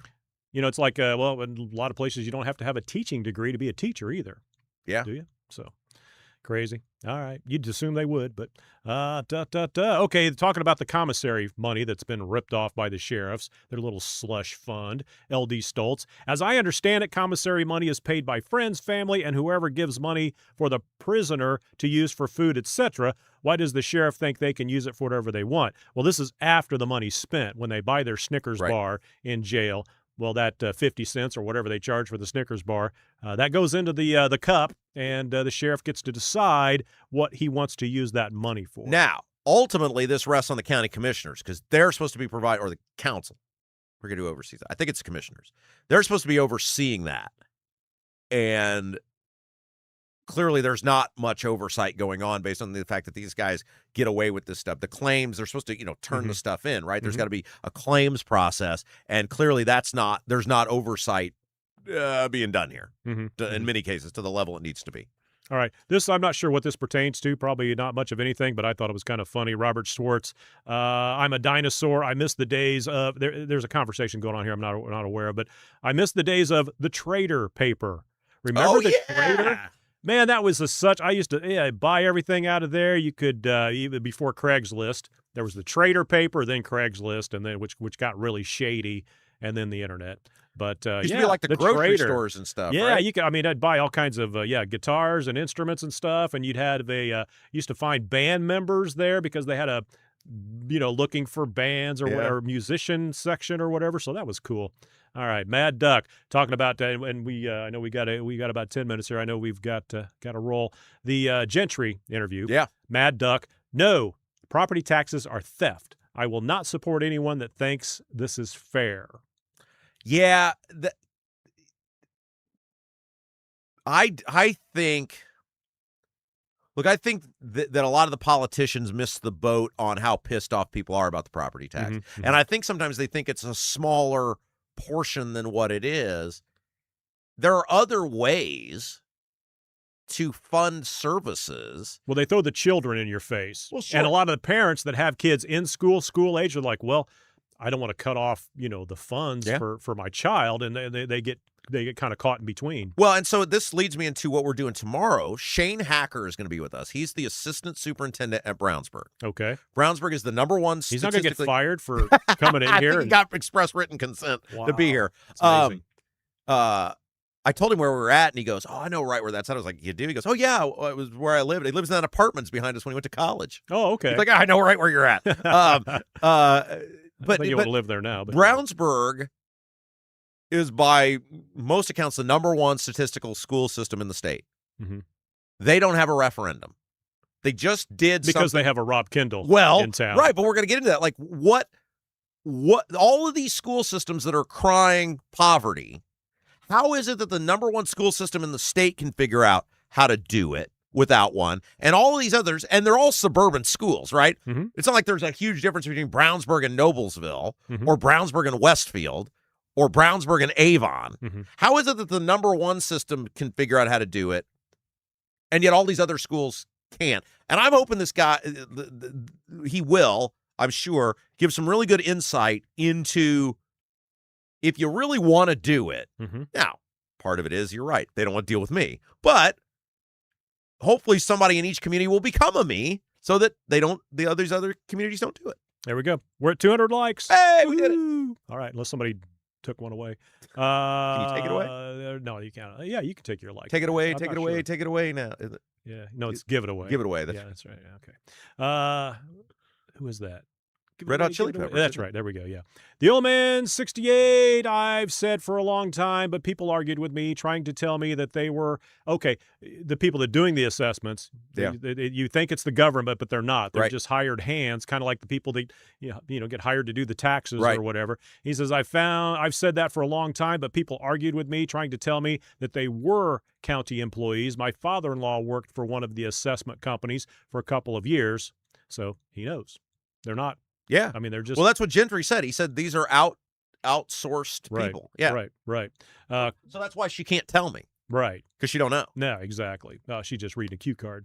Connie Lindsay, the citizens are having to make up for the $655 million our, quote, leaders, unquote, are giving away to the data centers. Yeah, that's right. Yeah. All right.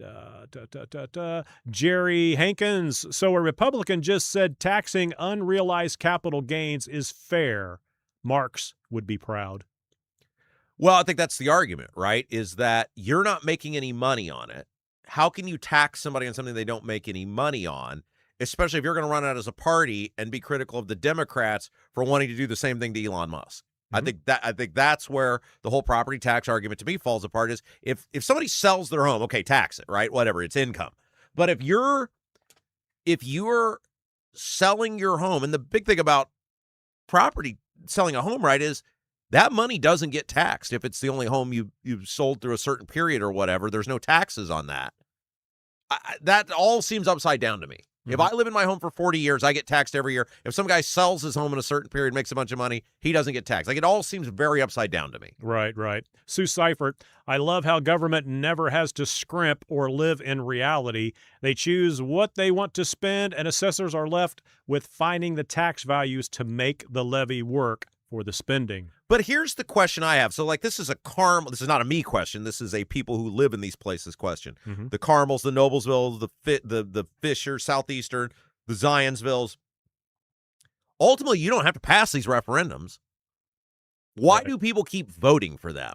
Again, I think a lot of them are with the kids in the schools, and I know the majority of the maybe I don't know what the percentage is, but a good percentage have children in the schools, and it's like, well, they're getting benefit from this, or we're getting benefit. They're not thinking down the road when they're retired and can't afford it. Yeah, yeah, maybe that's true. I don't know. I mean, ultimately, it rests on us, which is why I said you got to organize. If you don't organize, these referendums pass. A lot of these referendums fail if you have an organized opposition. I'm going to offer. Some guy emailed me about the Southeastern one about helping. And I've said, I think I'm going to offer my services this year to a couple of people. Now, I'm not running a soup kitchen here. It's a lot of work. It's going to cost you money, but it'll save you a bunch of money if the referendum goes down. Ask those Danville people about their little investment they made in me and how much money they've saved. Ask them if it paid off for them. Rob@robkindleshow.com. Rob@robkindleshow.com. Rob's unemployed right now, so he needs the work. I need the dues. He needs the dues. All right. When the referendum in Danville failed that night, I was there with my people. Like, we knew it was going to. My people. My people. Right. We knew they knew it was going to fail. And man, our game plan was, I've defeated 2 referendums, and both times I will tell you our game plan was flawless, and that's really the thing. It's putting a little money behind it and a game plan. And that one in Danville I knew was going down, so I was excited about election night. And because you get an idea when you go to doors, you talk to people, you kind of know where it's going. And they told me at the end, they were like, when they wrote me the check, they were like, you way undercharged us. Like, we should be paying you like triple this. I was like, damn it. I accept tips. No tax on tips. You could have made a couple bucks there, Rob. Well, that was a long time ago. That was still were tax on tips back then. Steve Green with an E. I don't agree with this clown. He's talking about Gentry, but I respect him sitting down and having the conversation. And look, everybody who comes in here, nobody gets like injured. Right. Golf Tango X-Ray. Gentry's just schmoozing everyone to generate favorable attitudes when he runs for state office. I've been at meetings with Gentry. I'm not going to say this. He's Golf it's a Tango smart move. X-Ray That's what he's doing. Isn't thrilled with Gentry. I don't think he is. I think he genuinely is just at a point now where he's like, I'm not running for re-election. He likes doing media. He's pretty good at it. I think he's like, he sort of sees me as a worthy adversary. So I think he just enjoys coming in here and talking. Drain the swamp. That's what egomaniacs do. Can't resist being on camera. Hello. Especially, Hi. Nice to see you guys. Well, and here comes the slam. Especially when he doesn't get any pushback, which makes me very disappointed. Okay, Drain the swamp. Apparently, very disappointed in you today. What did I not push You're back supposed on? to be mean. Like, yeah, because like, what did I not ask him? Yeah, look, I wasn't going to talk to him. Nobody's going to come in if you have to scream. If you scream and yell at Matt and I have had the conversation multiple times about Meta and Leap and Lily. Like, we've had that conversation. Do you want me to just have the same conversation again? Nothing's changed. I think as an elected official, a local elected official, he provided valuable insight on how the property assessment system works. He's a very prominent Republican. His family's one of the most prominent Republican families in the state. How the convention's going to work, how he thinks it'll go down, the referendum stuff, because they have a referendum there. Now, I thought the neutral thing was kind of weak. Well, I voted for one, but not the other. Gentry, I thought you were weak on that one. But everything else, it's like, am I supposed to just yell at the guy? I mean, we've done the Meta and Leap thing to death. Obviously, I don't support it. Obviously, I think it's wrong. Obviously, he thinks it's right. What else is there to do at this point? All right, we'll bang through a couple of these more about Gentry here. Charles Ludy, well, at least he's on record that he's not voting for Diego. Progress for one day. Sue Seifert, this guy has such establishment drivel. I guess he had guts to show up, but these are exactly the words that made me sour on duopoly politics. Drain the swamp. I live in Lebanon and can hardly stand to look at this selfish blank. Oh, jeez. Charles Ludy, Gentry is very comfortable going on air and giving the taxpayer a subtle middle finger. Jennifer RP5BR, Rob, you bullied no one. Of course, Mike Braun would believe that because he believes he's royalty. Maybe Gentry is royalty as well. Why are we still confusing feelings with common sense? I don't know. I kind of like the idea that I bullied Braun. I didn't think that as a slight. I don't think she's saying you did not bully Braun. No, I don't think I did bullied either. No one, Rob. Yeah, that's right. I've never bullied anyone. Yeah. Everyone ignores me. I'm told every day how irrelevant I am. And I don't believe this one. Carl's Child's TK Nix. I think I know who that is. Never ever listen to a Bob Dylan song or Tom Petty. That's impossible. Yeah, that's right. In other words, you never listen to the radio. That's right. It's No. impossible not to hear a Tom Petty song. Or Bob, especially if you ever listen to Q95. Okay, so we'll hear that tone means. Well, we got to change the set here for our interview. Jason, wrap it up. Let's see. Okay. VVGC. Who? Vivi. VEEVEE Okay. GC. All right. Okay. I hired Bramwell Mackay, and I can't wait until my project starts. Oh, awesome. Very good. Thank you. That's a good one to Thank end on you. today. And there was a lot more here I wanted to get to, but we are short on time. And as always, we certainly thank everybody for the chat. That's an awesome 50% of the show right there is the chat. Yeah, you It's guys are 50% of the amazing. And fun again, here. If not 60. and or more. Oh yeah, brought to you by by Black Sheep Plumbing, and I'll get the hell out of here, Rob. Well, I So, made him wrap we'll up see you early. so long, I got a bunch of everybody. stuff to do this Yeah, love afternoon, y'all. so we got to be on time for all of our interviews, and it takes a few minutes to get our sets rearranged. All right, you guys are awesome. Thank you for another fabulous day. You guys are amazing. Thank you to all of our sponsors. If you haven't done so yet, please hit the little like button before you go. That really helps us out. You guys have an awesome day. Be safe out there. We will see you guys right back here tomorrow, 9 until noon. The Rob Kendall Show. For producer Jason, I'm Rob Kendall. You guys have an awesome day.